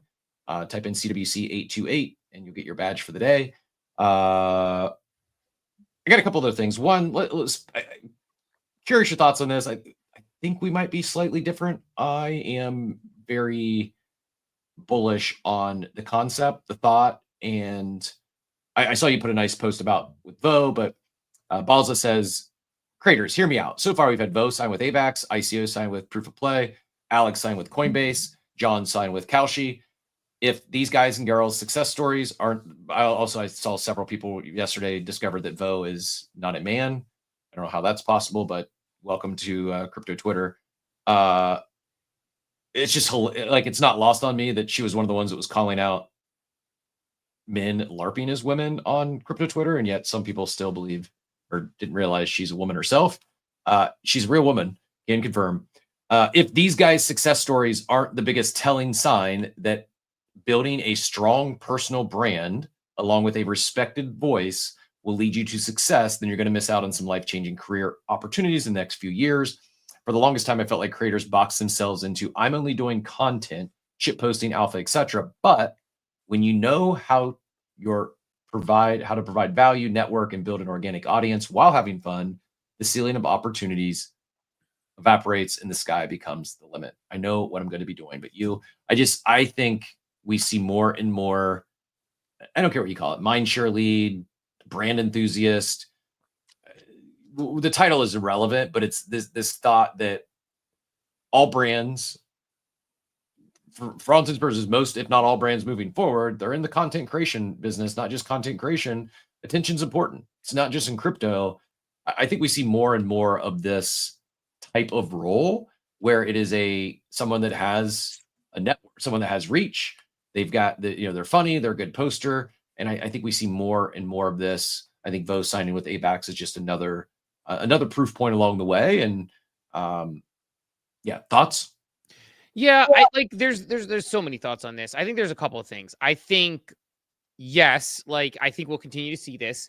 I think there are exceptions to the rule, and I also think some teams may swing too far into this. Not the ones that are mentioned on there, but I think a lot of teams. So I almost I don't know. I kind of almost bit my tongue. I saw a post from Brooke yesterday, Brooke Lacey, that I liked, where she was talking about I can't even find it. She's got a lot of posts going on here. She's definitely a volume poster, but she was talking about teams don't have marketing because it's rare that people have this, and this, and was talking about some sort of things that teams look for in marketing people. And she's like, I've helped them, but it's hard to find them.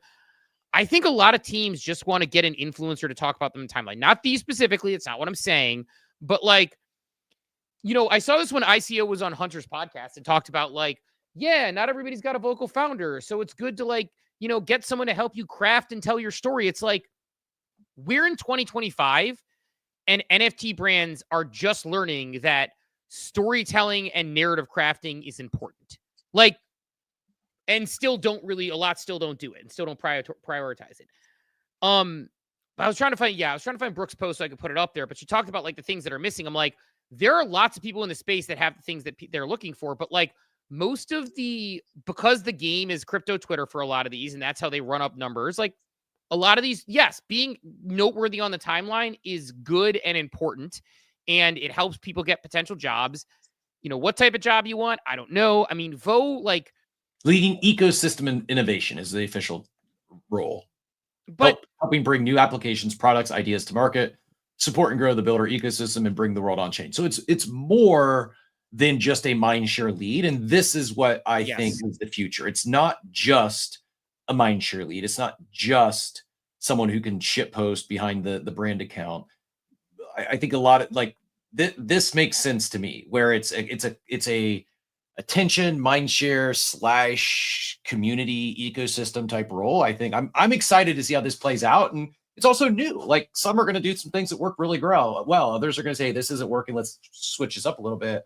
I do think we're at the early stages of seeing more and more of this. Well, I think that's what I was going to say. Like, I think it's an and. When it's an and, it's good. Like, Vo did a lot at Magic Eden. She worked directly with, dApps. She worked directly with projects that were onboarding. She worked directly with KOLs and managed it. Like, she has a robust past of like working on things like this. Like, she's got more skill sets than just being loud on the timeline. ICO is an incredibly bright person who has more skill sets than just being noteworthy on the timeline. But I think there are brands that are replacing a communications and marketing strategy with hiring a KOL or thinking that that's the move. And I just don't know that that's always the move. And so, yes, I think it's a good trend. You should be looking at these sort of mindshare leads. You should be looking at how to stay relevant. I don't know that it's always going to be the right move for... It's hard to explain what I'm saying. I think some brands are replacing it where it's like somebody who's really popular on the timeline. We saw this in last bull market. How many people got hired to these NFT brands who did for jobs they weren't qualified for because they were popular on the timeline? We saw it all the time. And I'm not going to name names, but you know that happened. I know that happened. It's like, if companies that are real revenue generating companies hire people because they're popular on the timeline over the fact that they have substance in work, or they at least have the ability to learn that, that's the problem I think you're going to run into, where it's like KOLs, a lot of, like, again, and I have to think about like how I position this, because I'm not trying to say anybody here is unqualified. I'm not saying anybody on that list is. I think they're all great people on that list. I think you run a dangerous game when people are hiring people based on how popular in the timeline, not just the fact that can be gamed, not just the fact that if you have a fantasy top card, you're going to get cooked, you're going to cook online because people are looking to make money off your tweets.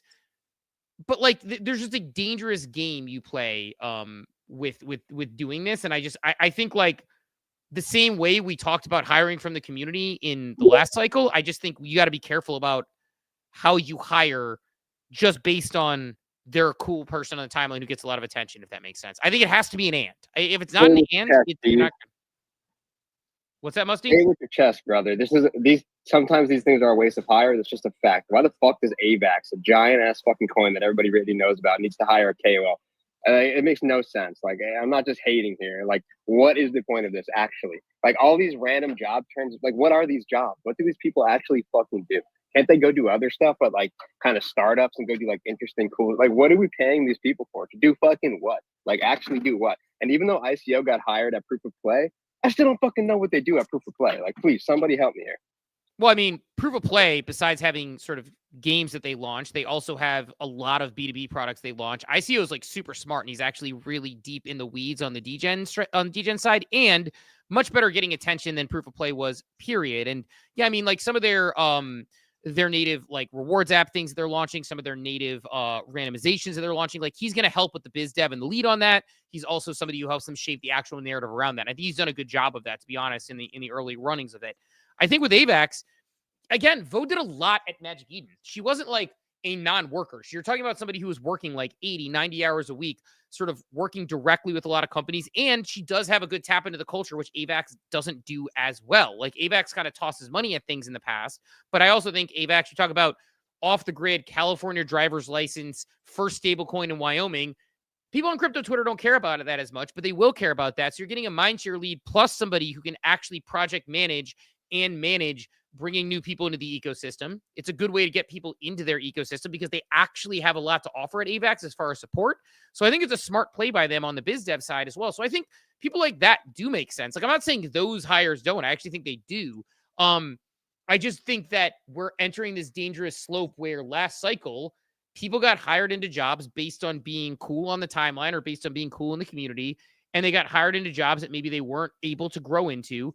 And I do worry about these brands doing that and potentially not seeing as many success metrics. I mean, I'll say it this way. I've talked to companies about marketing before and things where I was initially looking for some marketing jobs. I think right now I'm still doing some independent stuff. It's less sort of lucrative, but it's also easier for me to do. A lot of the companies that we're looking at marketing stuff, like they don't want a traditional marketer who knows how to actually do market. Like it's like, that's cool, but you're not cool enough on the timeline is sort of like the coded feedback I've gotten from sometimes. And that's okay. Like, I'm not like hating on that. I'm fine with it. Like I can live with whatever that is, but like tradition, like that was where I was going to comment on Brooks' post the other day. It's like a lot of these companies say they're looking for one thing, but they're not. They say they're looking for better communications, but like, I can name a million companies that have said that they're going to be better at comms that aren't better at comms. But when I'm like, hey, like I could consult with you, I could work with you on this. None of them want it. None of them want to pay for it. None of them want to do it. It's like, so it's like, again, just from my particular spot where I sit, I can tell you, having had a Fortune 200 CEO turn to me and say, you tell us what to do when we're sending 40,000 people home for COVID from an internal communication standpoint. Like, I know what pressure in a real situation where stock price matters is. Most companies aren't necessarily looking for that. They're looking for somebody who's loud on the timeline, who gets a lot of clicks. So that's just the industry we work in. And I understand attention is the economy here for a lot of things, but I think about expanding outside of it. Anybody who says they want their product to expand outside of Web3, you probably want to have some Web2 marketing thoughts on your side. And it's not always there. And again, I'm not like entitled or in any way like salty about it, because I think it is what it is. And I actually really like what I do, but I don't think the traditional marketing thing is as interesting to a lot of them as I've seen. And even where I've given suggestions on community stuff before, I've seen some community stuff go into the trash that I've suggested from my experience working with Starbucks and some other community-based brands in the book. And then I see them implementing it forever later as if it's a new thing. And I'm like, wait a minute, we talked about this a while ago and you said it wasn't important. So I don't know. I think a lot of brands will say they want to do one thing in Web3, but they don't always do it. So just, my take. I see you put up the Dort comment. Clout-based nepotism / social nepotism is real. Probably happens in every industry, just more transparent here. To a degree, I think you're right. And I'm sure it happens in a lot of places. I can only speak to my experience. When I was at both Progressive and Nestle, if I couldn't do the job, they weren't hiring me to do the job. Yes, me having relationships helped me go to, because I was leading proactive public relations, and they put me in charge of recruitment marketing, which is a more multi-marketing faceted marketing function. But they're like, we trust you. And I came with a plan, which we then executed on within the first year, which took us from like 0 to 1 and even like 1 to 50 at that point. But like, yes, having the connections and people knowing you internally matters, but at least the places I worked, it was based on in large companies, it's to me based on the talent and the work that you put in. So I don't know, but again, it's not a knock on anybody who got hired. I think, like I said, like personally, I'll speak to the VO and the ICO ones. I think those are great hires. I think they are going to absolutely accomplish what both those teams are looking for. And I think they were both smart to hire them because it's an and scenario. My worry is we don't end up with as many and scenarios here. And we end up with a lot of, hey, you're pretty cool in the timeline, so we're going to put you in place of a communications or a marketing job. I don't know how that ends, but I don't know, Cap. That's my rant on that. I'm like just observing it more so than anything, but I think yes, it is a trend. I just worry teams leaning too hard in that direction. That's all I'd say. But how do you fulfill both gaps? I guess is kind of the problem here, is because like I knew of Vo when I first got to the space, because Vo was just like this Twitch streamer girl that everybody liked because she's cute. Then she wants a project that failed, and then all of a sudden she becomes this like genius marketing person, right? So like, how do you find the middle ground of somebody who has like this expertise in actual marketing? Because a lot of people here aren't marketers, right? Agencies and all these people, nobody here is a marketer and all this other shit. People are just posting on the timeline, right? So it is kind of just like clout and number hire. So how do you fulfill somebody here, or how do you find somebody here who not only has like the clout and number hires, but also is like, yeah, I worked at X company in real life doing X marketing, and these are my metrics and all this other shit, right? Like I feel like it's a very hard thing to find here. So I don't think it's hard. Well, and a lot of these teams lean into this. I don't think it's that hard to find. Like again, speaking from experience as somebody who's done this, like I'm not like, there are certain companies I've talked to, but I am not super employable because I'm not popular in timeline. I'm not in the cool kids clique. I have all that, and I've had, mostly fails when I was looking for potential roles. I don't know if I am right now, but when I had been in the past, I'd run into it. So I can say, like, having been that person with that experience who has like literally won national awards for communications and marketing, like the highest award you can get in PR, a Silver Anvil, it's not as important to the company. So number one, it's there. It's just whether they care about it or not. I think number two, I don't think I will push back on how you categorize Vo. Like, I know, like, you kind of talk tongue in cheek a little bit, but I don't think it's fair to say she was cute in a Twitch streamer and therefore she got jobs. Like, again, having worked with her in a small capacity when she was managing some of the people in their sort of like KOL program back in the Magic Eden days, I know how hard she works. I know that she brings more to the table than just like, oh, she's a shit poster who used to be a Twitch streamer. Like, I think there's more that went into it, and I think she did work really hard to get to where she was. And I think she is good at what she does, at commanding attention. Like the point that Kat made, a bunch of people just found out she's a woman.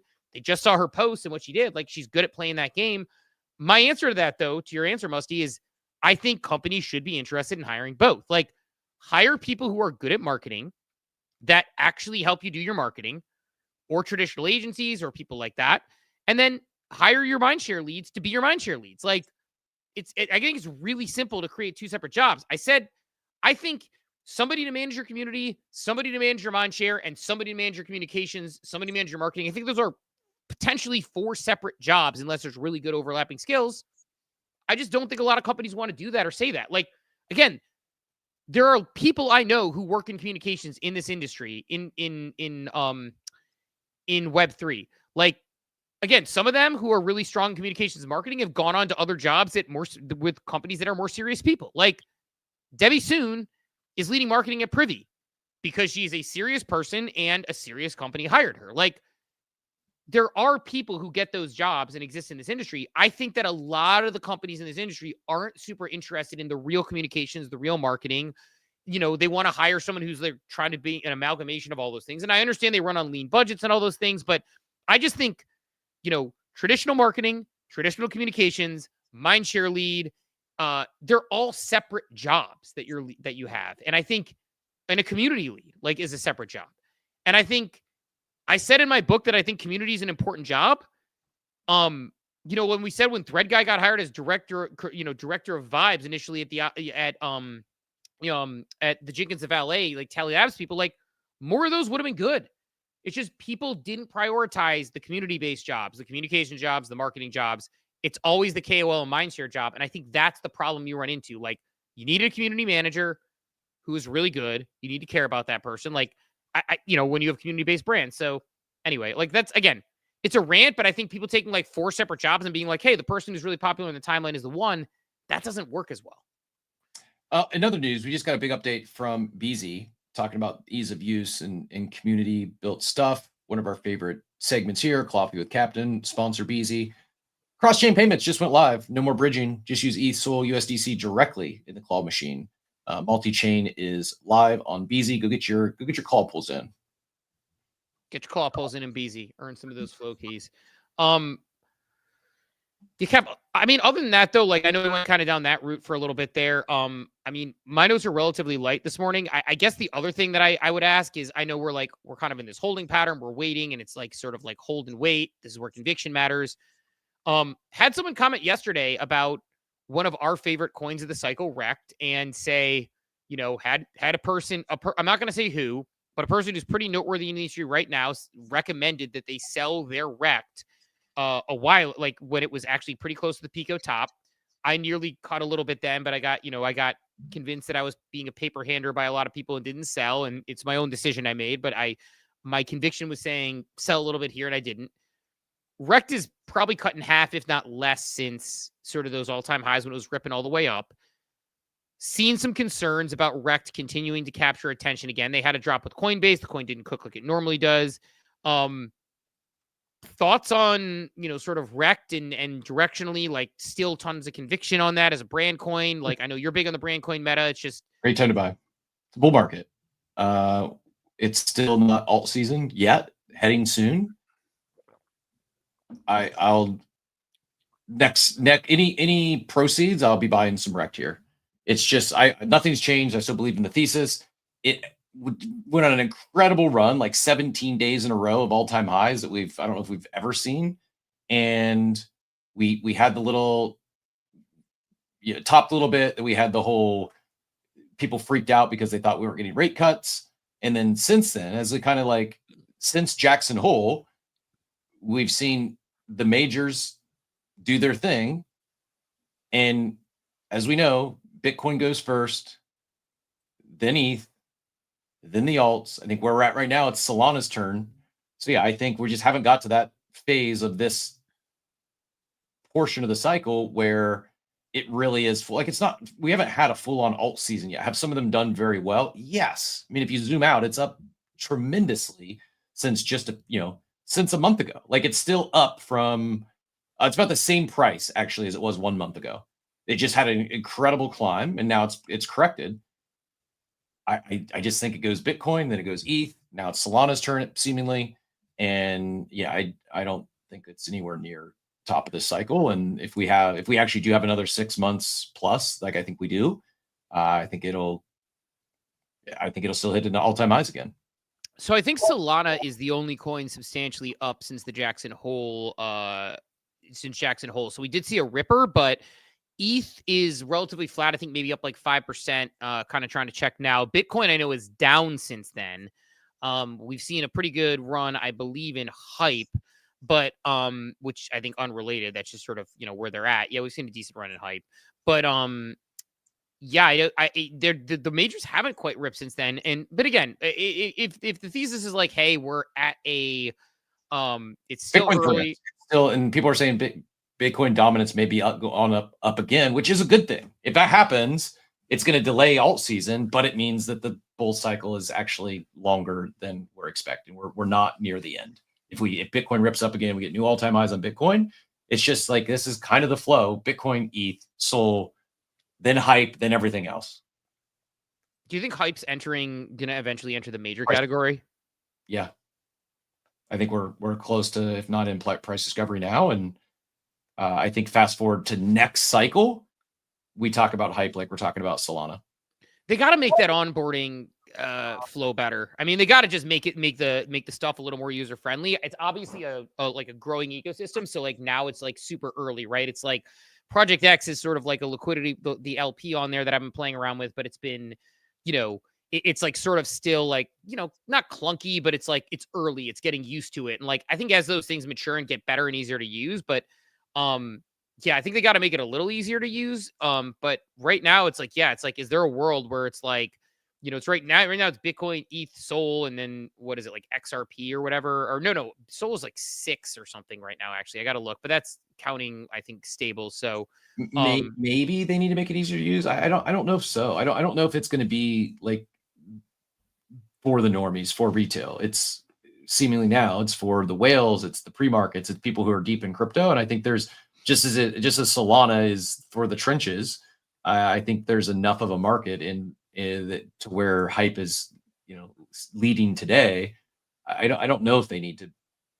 Will their UI and will it continue to evolve and get smoother and better? Probably, but I don't know as if they need to build for retail. I don't think retail is like the target demo in my opinion. I mean, I don't even mean retail. I mean building so it's easier for people here to get on. I mean, I've had headaches and I'm not tech savvy, like navigating the ecosystem. Part of that is a MetaMask problem for sure, but also just generally like, bridging and, figuring all that, action out where it's like, no, send to this wallet. And then you have to export from this wallet. And then it goes to Arbitrum and then you can bridge it over here. It's like, it does need to be, I think, a better flow for the traditional person to want to use it, because something like Meteor is really, really easy to use if you've never used an LP before. Like it is a, I just think it's because you're on Solana, you're in that ecosystem. It's a new ecosystem, and I'm not like trying to like be an asshole. I have no issues with Hype. It's super easy, super smooth. Maybe it is. I just use a VPN, and now with Rabbit even easier. But I just think Meteor. Well, you use Hyperliquid. You haven't used the other dApps on there. Like you have to let me give an example. So I had to bridge again. You use getting the money directly into the Hyperliquid and use that Hyperliquid app. Totally get that. I think that is fair to say that is very user friendly and easy. But if you're trying to bridge from Relay, you only can use certain coins or else you're losing like $25 in the swap. So you need to make sure that you're using the right ones. Then from there, you need to input into the various, various protocols. So liminal. So I don't see a world where you could say it's easy to, you have to use the exact correct cryptocurrency to swap on Relay. Then you deposit into liminal. And then when you pull out of liminal, it goes to your Hyperliquid wallet instead of your other wallet. And you put in USDTO, but now it's USDC. And now you have to actually send it from perp to spot. And then from there, you have to hit export. And when you export it, it goes into Arbitrum. And then you can access the money. Like, there's no world in where that is an easy flow for anybody. Like, that is a nonsensical flow. And so my point is, stuff like that needs to be different. If it's bridge money on Relay and it's basically a $1 loss on the swap max, put the money in and take it out of the protocol, great. But the way it currently works, where it's like exporting into the Hyperliquid, into basically Hyperliquid DEX, and then you have to take a series of steps and then move it over to Arbitrum, and then like that is not a simple flow. I don't think that's important for Hyperliquid's success. I think Hyperliquid has their killer DApp. It's their own native DApp. And I know all the other stuff, Liminal and Project X, it's getting attention now because there's a upcoming airdrop. If there wasn't an airdrop, would you be there? I probably wouldn't be. I'd probably be LPing elsewhere. But yeah, I just think after the airdrops hit, I wouldn't be surprised if that stuff evaporates and those were short-lived runs. I don't think so. On Hyper EVM, you don't think that people are gonna LP on maybe. So you think you'd fade Hyper EVM, but only like not fading it. I just don't think it matters. Like it would it help hype? Yeah, sure. But I think the hype thesis with just Hyperliquid itself is strong enough that it's underpriced where it's at, and like they have like all this other stuff. It's us. It's people here deep in the streets. We're farming. Let me go LP here. Let me LP here. Let me jump through all these hoops to grind out some extra airdrops. If none of that existed, we'd be insanely bullish because Hyperliquid did more trading volume last month than did Robinhood. Like that's the end of the thesis for me. All the other stuff is just noise right now. I'm not taking shots at anyone else that's building over there. It's fine. And maybe it does have a future. Maybe it gets smoother and easier to use. It just, I don't think all that stuff could go away and Hyperliquid still did more trading volume than did Robinhood last month. That's insane. That's my point. It's like they've won the perps game in crypto. That market is huge with or without all the other stuff. Yeah, I guess I would still say not user friendly enough where I'm taking my money off and it's dumping down to Arbitrum and I need to pull it off. But either way, like I get your point. Like as far as the volume goes on there, I guess like I do want to dig in on that though. So you think that the stuff on Hyper EVM, whether it's liminal or even like a Kinetic, which K-Hype is obviously a big thing people are using right now because Kinetic is just, basically a farm where you can put the money in. It's not necessarily even about the farm. You're locking up your K-Hype, you're earning yield. You think the Hyper EVM stuff disappears after airdrops? I don't think it disappears. I think it's a possibility. I'm not like my thesis on why I'm so bullish on Hype has nothing to do with any of the other stuff. Has nothing to do with Project X, has nothing to do with Kinetic, has nothing to do with Liminal. Like it's like those are all just, again, I'm not trying to be an app. It's noise to me. Like it's other stuff that's there. There's a lot of other stuff that's on a lot of these chains. We were looking yesterday, there's over 75 Ethereum L2s. There's 80 more in queue. Like every one of those chains is going to launch similar products. What I think where I believe Hyperliquid has, developed somewhat of a moat is on their core, their core product. And like that in itself is a winner. That in itself is enough to, I think, not only justify the current Hype valuation, I think it's enough to, it's got a lot of room to run from here because they're printing so much money on such insane volume and it dwarfs all the other stuff. It's just, it's like, it is new. It is, I guess, beta. And so this is, part of the challenge, and why you get outsized rewards is because it's not easy. I know, but I guess like that also like confuses me because you told me it was really easy and then you just told me it's not easy and it gets you outsized rewards. Hype is easy. Hyperliquid is easy. The other stuff is more hoops. I like, again, the core product I think is very easy to use. It's first in class. It's smooth. It's super fast. And like I'm betting on the core product, not all the other builders that are building on Hyper EVM. Yeah. And whereas I think, Hyper EVM is like, I think Hyper EVM is important for it to be successful personally. Like, I think like, yes, it can be successful without it. I'm not saying that you're wrong in that statement, but I think for it to continue to grow, I think it should be building out the Hyper EVM ecosystem because it's giving more options than just the core. Sure. But from a revenue standpoint, from a business standpoint, I would bet if you add up all those, everything else, all the other builders, add up all their fees that it's generating for Hyperliquid, it's probably less than what in a month, all the other fees they're generating in a month. I'm going to guess, I put a bet on it without even looking, that it's less than what Hyperliquid generates in one single day on their own fees. They're probably just, it's not critical to their success. Could it help? Yes. They could all go to zero. They could all port off to other chains, and Hyperliquid still has, there's still a printing press. That's a good Phonics question, because I don't think, I mean, there's an insane amount of money. I think Phonics was saying Kinetic, because, K-Hype being a liquid staking platform is probably the exception to the rule on there. But like, yeah, there's not nearly as much money on Project X right now, which is why I'm kind of looking at it as an opportunity. Because, if I can rank with very little money in the top 5,000 within a few days, I see a opportunity there. Probably not. I think Kinetic would probably have a word with that, but I think for the most part, they're fine. It's not part of my thesis. That's why I'm so bullish on Hype. It's all nice to have. It's good that it's not just relying on their own thing. But as far as you want to talk about like new chains, new ecosystem, we say what Abstract needs. They still need their killer dApp. Ape Chain is building out other side as their killer dApp. Hype has theirs. They do. That's fair. That's true. That's huge. Like, how many chains would kill to have Hype? Like, it's just they've won that portion, and that's the hardest thing to do. Yeah, how many they have the killer dApp. Pump fund that's just spinning off fees every month. Like, the meme coin, and this is the other thing too, because we've seen Pump, they've lost it at times, but really continue to keep their market share. I think that there's a good chance that Hyperliquid continues to keep will there see other competitors? Sure. I just don't see that money. These whales aren't leaving Hyperliquid to go some other startup protocol. Yeah. Dobbins in the chat saying, some may say the Hype EVM side doesn't matter, but it has billions in TVL for DeFi. It's very important. But to your point, Hype can't win. Hype can win without it, but they won't. People want more uses for their coins besides just perps trading, and that's the EVM.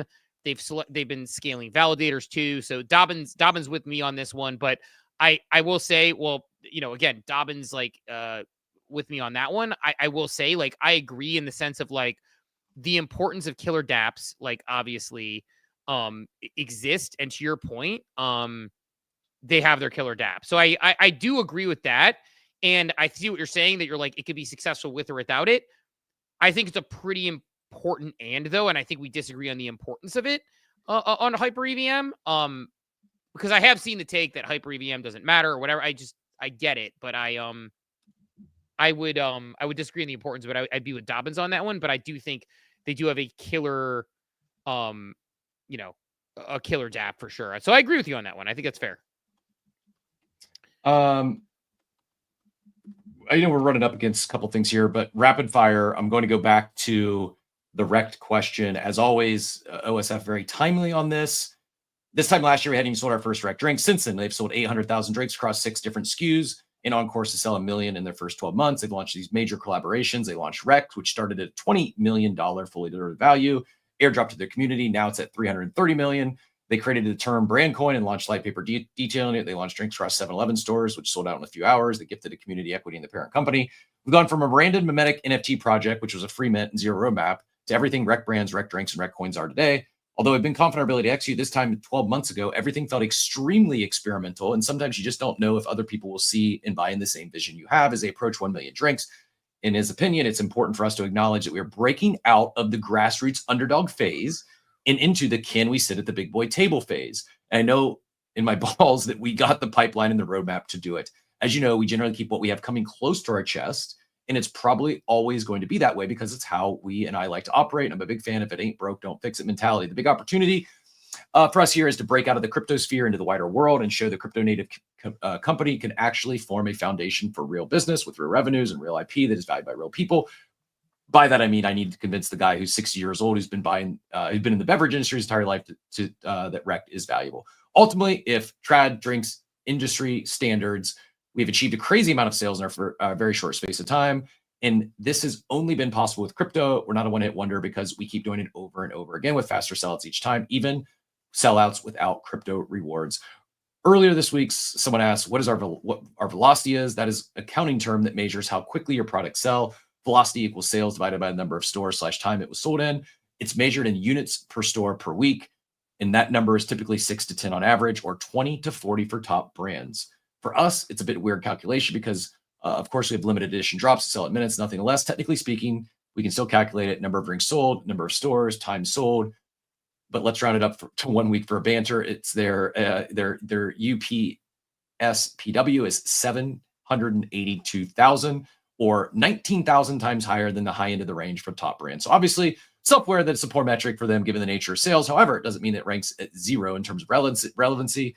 It goes on to here. I pinned this up top if you want to read further. My whole point being, we know their plans. We know their goal is 1 million drinks. They've not got there yet. Outside of like the pilot with 7-Eleven, they've really primarily only sold in the cryptosphere so far. We know their roadmap is to expand beyond cryptosphere. Someone said it, I think, in abstract chat. Sorry if I'm not. Jamber. They haven't hit their 1 million. Once they hit their 1 million, I think they go mainstream with marketing. I agree wholeheartily. They have now well over $100 million marketing budget that they've not spent other than some rewards for their earliest supporters. I think they turn that on. When they turn that on, we'll see.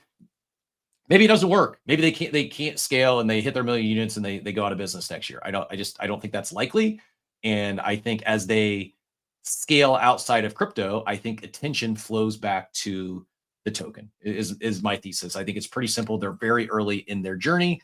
They're keeping stuff close to the chest. We know what their goals are. And I think they haven't got there yet. So I think what they do after they hit 1 million, I think will be very telling in terms of like what the next chapter in REKT looks like. And the question then becomes, the classic NFT question, which is, does their success translate down to the coin? And I think that is the big thing. Yeah, maybe it doesn't. I think it will. Maybe it doesn't. I think attention will absolutely flow back to it once they hit their 1 million and expand beyond crypto.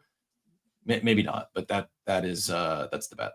Yeah, and that's the bet, right? It's like you're betting on the attention mattering and the attention flowing into it, but it's sort of the what does it do for holders question that people would always ask. It's like, will it matter or, will it not? Because to your point, like they've been doing really well. It's down in the past month, and in August, it's down like it's basically cut in half. And so the question becomes like, and more violently than a lot of other things, I think more violently down than Pengu, for example, and some of the other coins that we talk about a lot with that. So the question then becomes like, we were saying we see it as why wouldn't it be $1 billion coin? We look at some of the other ones in the coin market cap, coin market caps from, Mintify and CoinGecko and all those other places. The question is, does it translate or does it not? Or is this kind of, it is what it is? Like, I can't believe it won't have another run, but, yeah, it's we'll see if the brand coin thesis plays out or not. It's definitely another thing to manage. And it's also like, here's what I keep going back to. Yes, it's down in the last month. Most things are down last month except for majors. Partcoin's down about the same amount in the last month. It was the darling of the cycle. It's still 839 million, but it's down from like 1.25 million or billion just this month, like the last few weeks. Like all the other alts for the most part have been down this month. Like I think it's just part. I think it's or the things or it's over. We're farther along the cycle we think, and they're all gone to zero. But I just don't think that's the case. And I'm not getting shaken out because alts are down during the month of August. Yeah, no, I think Farcoin's down about 20-25% when I was looking at just kind of eyeballing it. Again, it's disproportionately down, which I think is the thing that our people are like sort of alarmed by, right? Where it's like cutting in half versus like being down 10, 15, 25%, whatever that number is. But yeah, I mean, a lot of stuff is down 50% in the same time frame. Like they're all down. What's down 50% in the same time frame? Pengu. No, it's not. I checked this morning, but I'll double check right now. But I don't think that was the case because I was comparing the two side by side. And Pengu, sure, direct down more. Yeah, but my point is they're all down. Most, maybe not all. Most are down pretty big this month because it's portion of the cycle where alts aren't running. Yeah, Pengu down about 20% this month. So it's just the maybe the disproportionate down also means disproportionate up, but it's outpaced to the downside, which I think is catching a lot of people off guard, I guess, in that way. And then the question is, does it flow back? I'm looking right now. Pengu's down 21% on the month. On the 30-day chart, Pengu's down 21%, REKT's down 13%. No, I said in August. I was comparing the two in August. So Pengu was 2.5 in August, and now it's about 2 bills. So, that's about 25%. And because REKT had a run up. So in the run up, when you look at the sort of the August time frame on it, you can compare the two kind of like where they were. I'm just looking at the 30-day chart. I'm looking at the 30-day chart. I mean, if you want to pick like the highest they touched in August, yeah, that's a different number. Like you can manipulate any data to pick like what makes. I mean, it's not manipulating. I'm taking the exact same time frame. In the exact same time frame, one of them is down 25%. In the exact same time frame, one of them is down 25%, and one of them is down 50%. Okay, so I'm not manipulating any charts. Here's the exact same time frame. A 1 month chart. REKT's down 13%. Let's go look at Pengu. The exact same time frame. Pengu is down. Correct, but that's not manipulation. That's ripping from where they hit their peak. Everything hit its peak around the beginning of August. In the last month, the Correct. exact same time frame of 1 month, Pengu's down 22%. You can manipulate the chart. You can manipulate the chart to say whatever you want. To your point, my point is that I'm saying from their peak where they are, REKT is down 50% from the top. That's what I said before. That's what I've been saying since we were talking about it.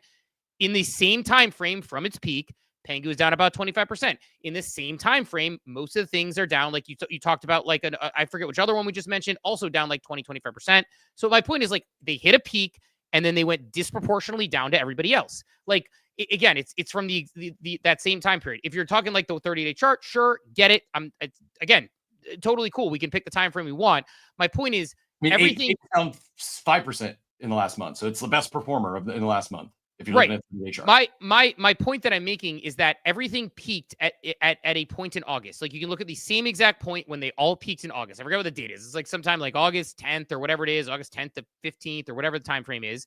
And when you look at that date and look at where they've gone down from the peak, one of them raced further to the bottom. And I'm holding REKT. It's fine. It's just, when you look at like where all of these peak, one of them is down disproportionately to the rest. And that's, that to me is what I'm saying is like where it's like the concerning part. It's like everything peaked at a certain point and then dumped. When everything dumped, most things dumped 5, 10, 15, 20%. It dumped 50%. It dumped in half. But if it ends up, if it ends up recovering, great. Like again, like I think like our thesis on it was $1 billion coin, right? Like that's what we're thinking.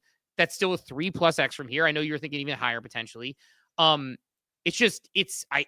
think a lot of people, I think that's the concern is people, when you look at your bags and you are like, all right, this is down like 20%, you look at your bag and you're like, this is down 50%, it feels worse. And so, I don't know. The question is, does the brain coin thesis play out? The other question would be, you talked about this with Pengu and Luca and Abstract and thing. It's like, where are people concentrating their time? We talked in Spencer and Moonbirds.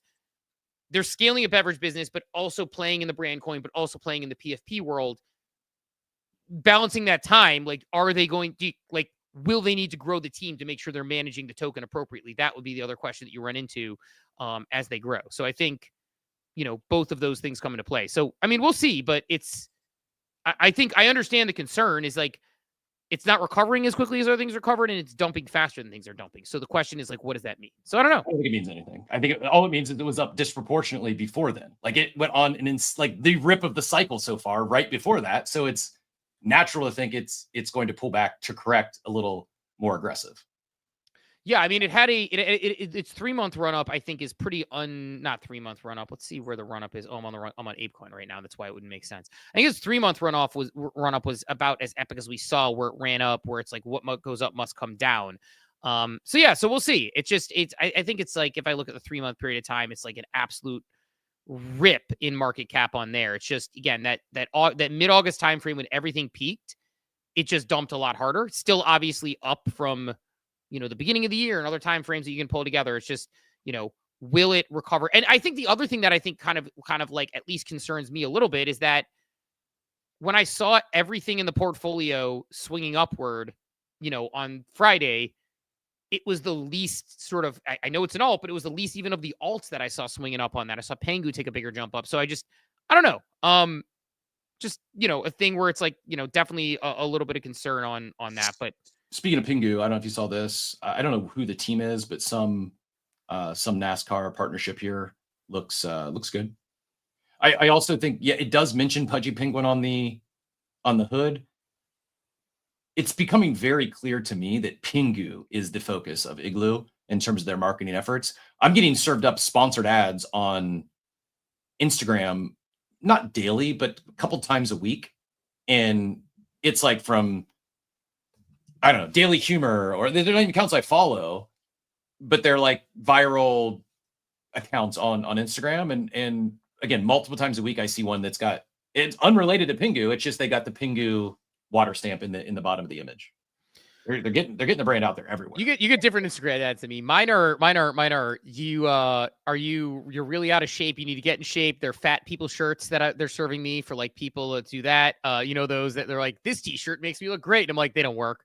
I get creatine gummies a lot. I don't know why. They try to serve me creatine gummies. They're hot in the streets. So I would love to get some Pengu ads and thirst traps. They serve me thirst traps. So I would love to get myself some Pengu ads in there to clean up my Instagram feed. But no, they're doing work for the coin. That's the other thing that I guess, not to bring it back to REKT, but on that point is like working for the coin matters in these situations, especially as you get bigger. And I do believe that Luca and that team are going to continue to work for Pengu. Like, they are working for Pengu and they're not stopping, which is why I've been reluctant to sell off my Pengu position to move things around, because I see them as a team that is doing that. But it is, again, we talked about this on the show before.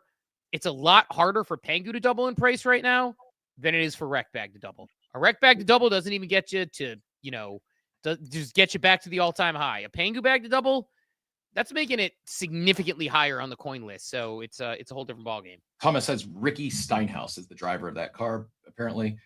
We are going to give away our 100 ape here to a badge mentor. If you've not mint, this is fine.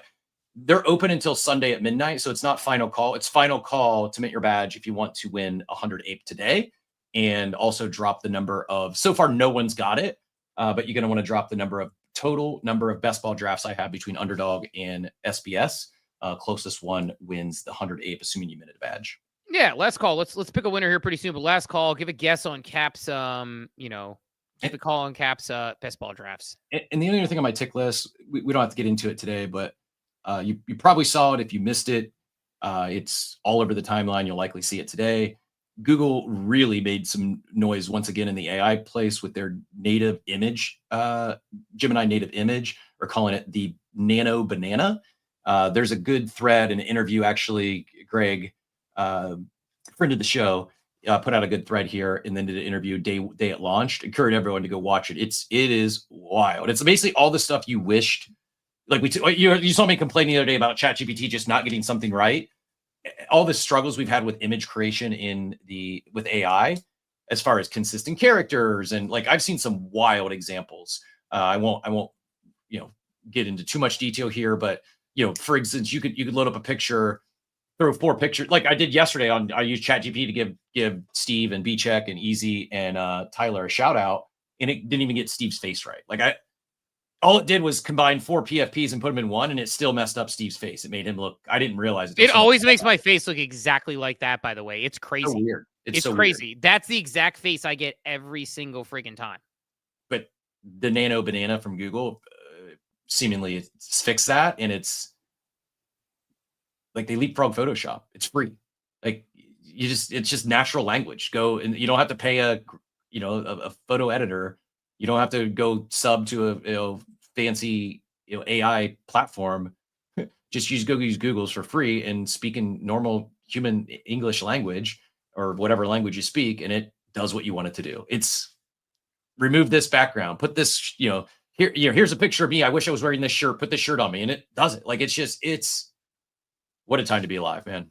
I have not played around with that, so I need to, because I'm not a I'm not a good like I need to be a better AI user. It's so much to keep up with, and some of the things are paid and some of the things are not. And like my daughter's hitting me up yesterday because her ChatGPT she's hit her limits and she needs to do something. And I'm like, what's going on here? Like, we're looking for fishing rods to go fishing. And she's like, I want to ask to get the best ones for us because we haven't been fishing in years. And she's like, yeah, like I can't use my ChatGPT because it's over. So I need to use yours. And I need to make this image. And like some of them are paid, some have rate limits. I got to keep up. And it's just like, it's so many tools to consolidate. And it's just, I don't have the time to dig in like I just used to, I guess, you know? Yeah, I'm still partial to ChatGPT because I got so much in there.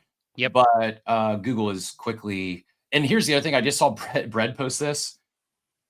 I kind of agree. I'm an Apple fanboy. The top might be in for Apple. They got a new phone coming next month. It might be, the top might be in. Why do you say top's in? Because their AI sucks. They've gotten lapped by everyone. Like today, it's not that big of a deal.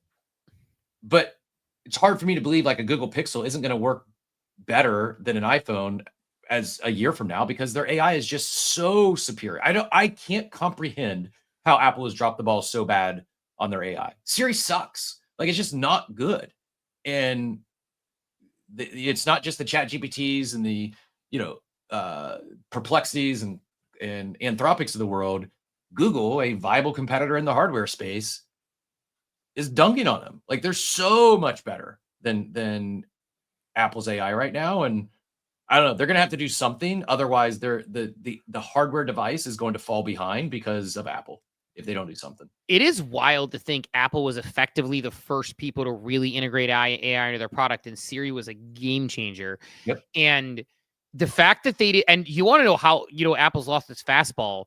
If this was Apple 20, not 20 years ago, say 15 years ago, 10 years ago, Apple would have acquired OpenAI before it ever was worth a lot, right? Like Apple was so acquisitive. They would just grab people and integrated things into their phone and their apps and just said, we're going to buy you, we're going to grab you, and we're going to put it in. The fact that they haven't done that is very un-Apple-like. And, I don't know. It's just, it is like you innovate or you die. Like that's how like industries work. And it's like, you have to be like, one thing that industries recently have done a better job of is that if you look at the S&P 500 or sort of the top companies in the 80s, in the 90s even, they've completely changed. In the past 20 years, they've stayed stable-ish as they've grown up, right? You've seen Meta, and you've seen, obviously, NVIDIA is new to the party, like, to a degree, right? But it's like, NVIDIA is new in the past, like, 10 years. But, like, Apple and, Alphabet or Google, Facebook, Meta, like, some of these companies, Amazon, they just continue to innovate, and they've become like innovation is part of their strategy. But man, if Apple falls behind, like, when do they get overtaken in their hardware, I guess? Because their hardware is the hardware that everybody uses. They're in people. Like, how long do you think that cycle would take before, it would have to be something significantly better, right? Like, so I think that could take a little bit, but certainly, I think Google's AI is significantly better than Apple's right now. The hardware is pretty close, but I think that, or they're saving grace as we move away from the phone and it does become glasses or earpods or something that becomes the next big main device. Yeah. No, the Last Apple... chance to guess how many best ball drafts I'm in. I got to pick a winner here soon. Make sure you minted the badge. That's part of the requirement. Mint the badge. Other.page/claim CWC826. And guess the number of best ball drafts. Yeah, guess your best ball drafts, and someone will win. Cap will pick that out. But yeah, that's sort of like my stack for the day. I think lighter day as we've been going through, closing in on the end of the month. Hopefully, hopefully we are sitting on some rate cuts in a few weeks, and our REKT is sitting at a Billy, and everything's feeling good. Number of drafts all time for this season. Like, so I started drafting before the NFL draft. So I've been drafting throughout the off season. Number of just total drafts going into this 2025 football season. Yeah. That I have currently completed. I will be at, I said I was going to have 11 Spoiled Banana Society drafts. I think I will be at 11 SBS drafts, and that'll be my total for the month. A little more. Yeah. So you probably have a little more than that. My guess, I'm gonna put the over under at 69, but I bet you should be hammering. You got to be hammering the over on that, I suppose, would be my guess. Like I wouldn't be surprised if you're in the triple digits with the way you play the game, but yeah, not even really close. We've got a few guesses that are somewhat close, but most of you are way off. I'm going to trust that he minted the badge because it's the closest guest. Crypto, Eddie Crypto. I'm trying to find it now. Eddie Crypto guessed 500. The exact number is 607.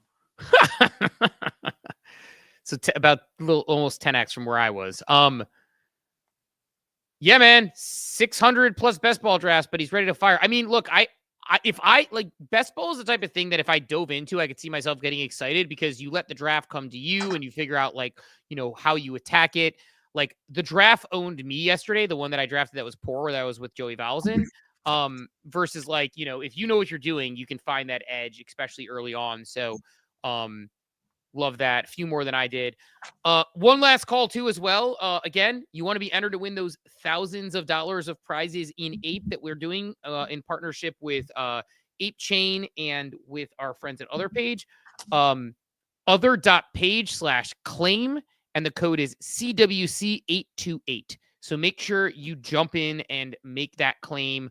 Other.page/claim, OTHER.PAGE/CLAIM, and they'll tell you to put in a code CWC828. That'll be, again, claims will be open till Sunday.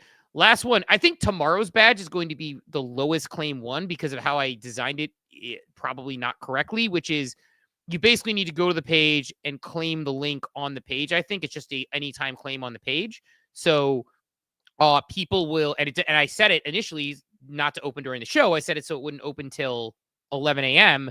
So only the people who are really closely watching / newsletter subscribers are going to be able to find that badge. So subscribe to the newsletter, get ready to find that one. And I think that'll be our lowest claim. And then we'll blow things back up again. Maybe I'll even let people know that one's live on Friday to give our friends and followers a chance, but make sure you're paying attention, and then we will reset and go back the whole thing again on Monday. Again, each one of those is an entry for those prizes. One full set collector will win the grand prize. So you want to make sure you are paying close attention. But yeah, Cap, any other things you want to hit on before we get out of here? Yeah. But Nova says hardware is the moat. Apple isn't going anywhere. It'll be easier for Apple to acquire an AI company than for an AI company to get in the distribution Apple has. I agree. I'm not saying they're going away. I just think that the top might be in. I think that Google will. I mean, globally, Android has more market share than does iOS, and I think Google is well positioned to continue to eat market share. I'm not saying Apple's going to zero. I just don't think. I think their dominance in the smartphone hardware arena might be diminishing. I can see Google continuing to grow their share because their hardware, I mean, this isn't new. Their hardware's always been better. They're first to market with most new incremental advancements that come to the hardware. And then Apple usually the next year or 2 years later, they launch their updates because they're very deliberate in making sure that things work, smooth and intuitive within their ecosystem. So they are always first to market with new hardware updates. Google's been there for a while. And I think their advancements in AI you just can't go underlooked. Yeah. I think AI is, owning the data, owning the information, owning the compute, that's what's going to matter. And so got to make sure that you are staying up on that. So, big opportunity for Apple there. It's going to be super important. So totally agree. I'm not sure what you're asking about. What's also, up? Barnabas was asking about 11. That says 11 a.m. Eastern ? I'm not sure what the question's regard to. And then why we're talking about our badge hunting with Other Page. That's other.page/claim. CWC828 is the code for today. Man, Achilles is an absolute legend. I saw that. Yeah. One the other day, paid it forward, gave it to someone else. Not only that, guy won't even let me reimburse him. Just gifted basically 108 because he's just a quality person, and it's like, you don't need reimbursement. It's the least I could do to support you guys. So I just absolute legend. Greatly appreciate you, and certainly didn't have to do that. No one's expected to pay for their ape, or this is again sponsored by Ape Chain and other page, and but yeah, just one of the real ones. If you're not yet following Achilles, you're missing out. Yeah, tell your and look, tell your friends, go claim it. Be a good friend.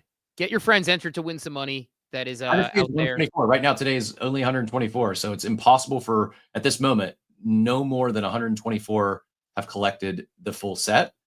And I'll leave you with this: if anyone's looking to do more research, and then see if you can take us home. Just seeing this, fastest growing prediction markets on CT, Hypeo, Football.fun. I may not be aware of any of the rest of these. Yeah, I feel so old and out of and antiquated. Like, what the hell is P&P and Poll? I'm aware of 2 on the list of 10. That's pretty crazy. Yeah, pretty wacky. That's all I got. Well, I'm going to get myself over to Myriad. Still think, I know it's a side project to you, still think Project X is a good farm if you are looking to make money while farming. Feels like a good one on there. I will, prediction market wise, get myself probably on Myriad pretty soon. I probably will port some money over and start doing that predictions. I like doing prediction markets, period. So why not just move some activity over there? And I was relatively successful with the paper trading points. So no reason I can't look for opportunity in EV elsewhere. But that said, let's send everybody off in their day. Thanks everyone who came. For those that are looking to sign up for the newsletter, just go to coffeewithcaptain.com. You can sign up there. And yeah, Barnabas, the badge tomorrow, we're going to, the claim code will go out in the email. So if you want to ensure you get that, head to coffeewithcaptain.com, drop your email there, and that's where the claim badge will be sent tomorrow. Or the claim code. Yep. Cool. Well, yeah, I mean, get there, make sure you sign up for the email, make sure you're ready, because the badge won't even be claimable until like 11 a.m. tomorrow. So you want to make sure that you are ready to go. That said, we'll send everybody off in their day. Thanks to everyone who came through this morning. We will talk to everybody bright and early tomorrow morning at 8 a.m. Eastern time. Got a guest coming on, going to talk to Katana, a little bit of DeFi. Have a wonderful, wonderful day, everybody. Thanks for tuning into Coffee with Captain, powered by ApeCoin. We hope you enjoyed the show, and remember, nothing we discussed today is financial advice. Until next time, keep exploring, stay curious, and we'll see you soon. Have a great day. Welcome to the future.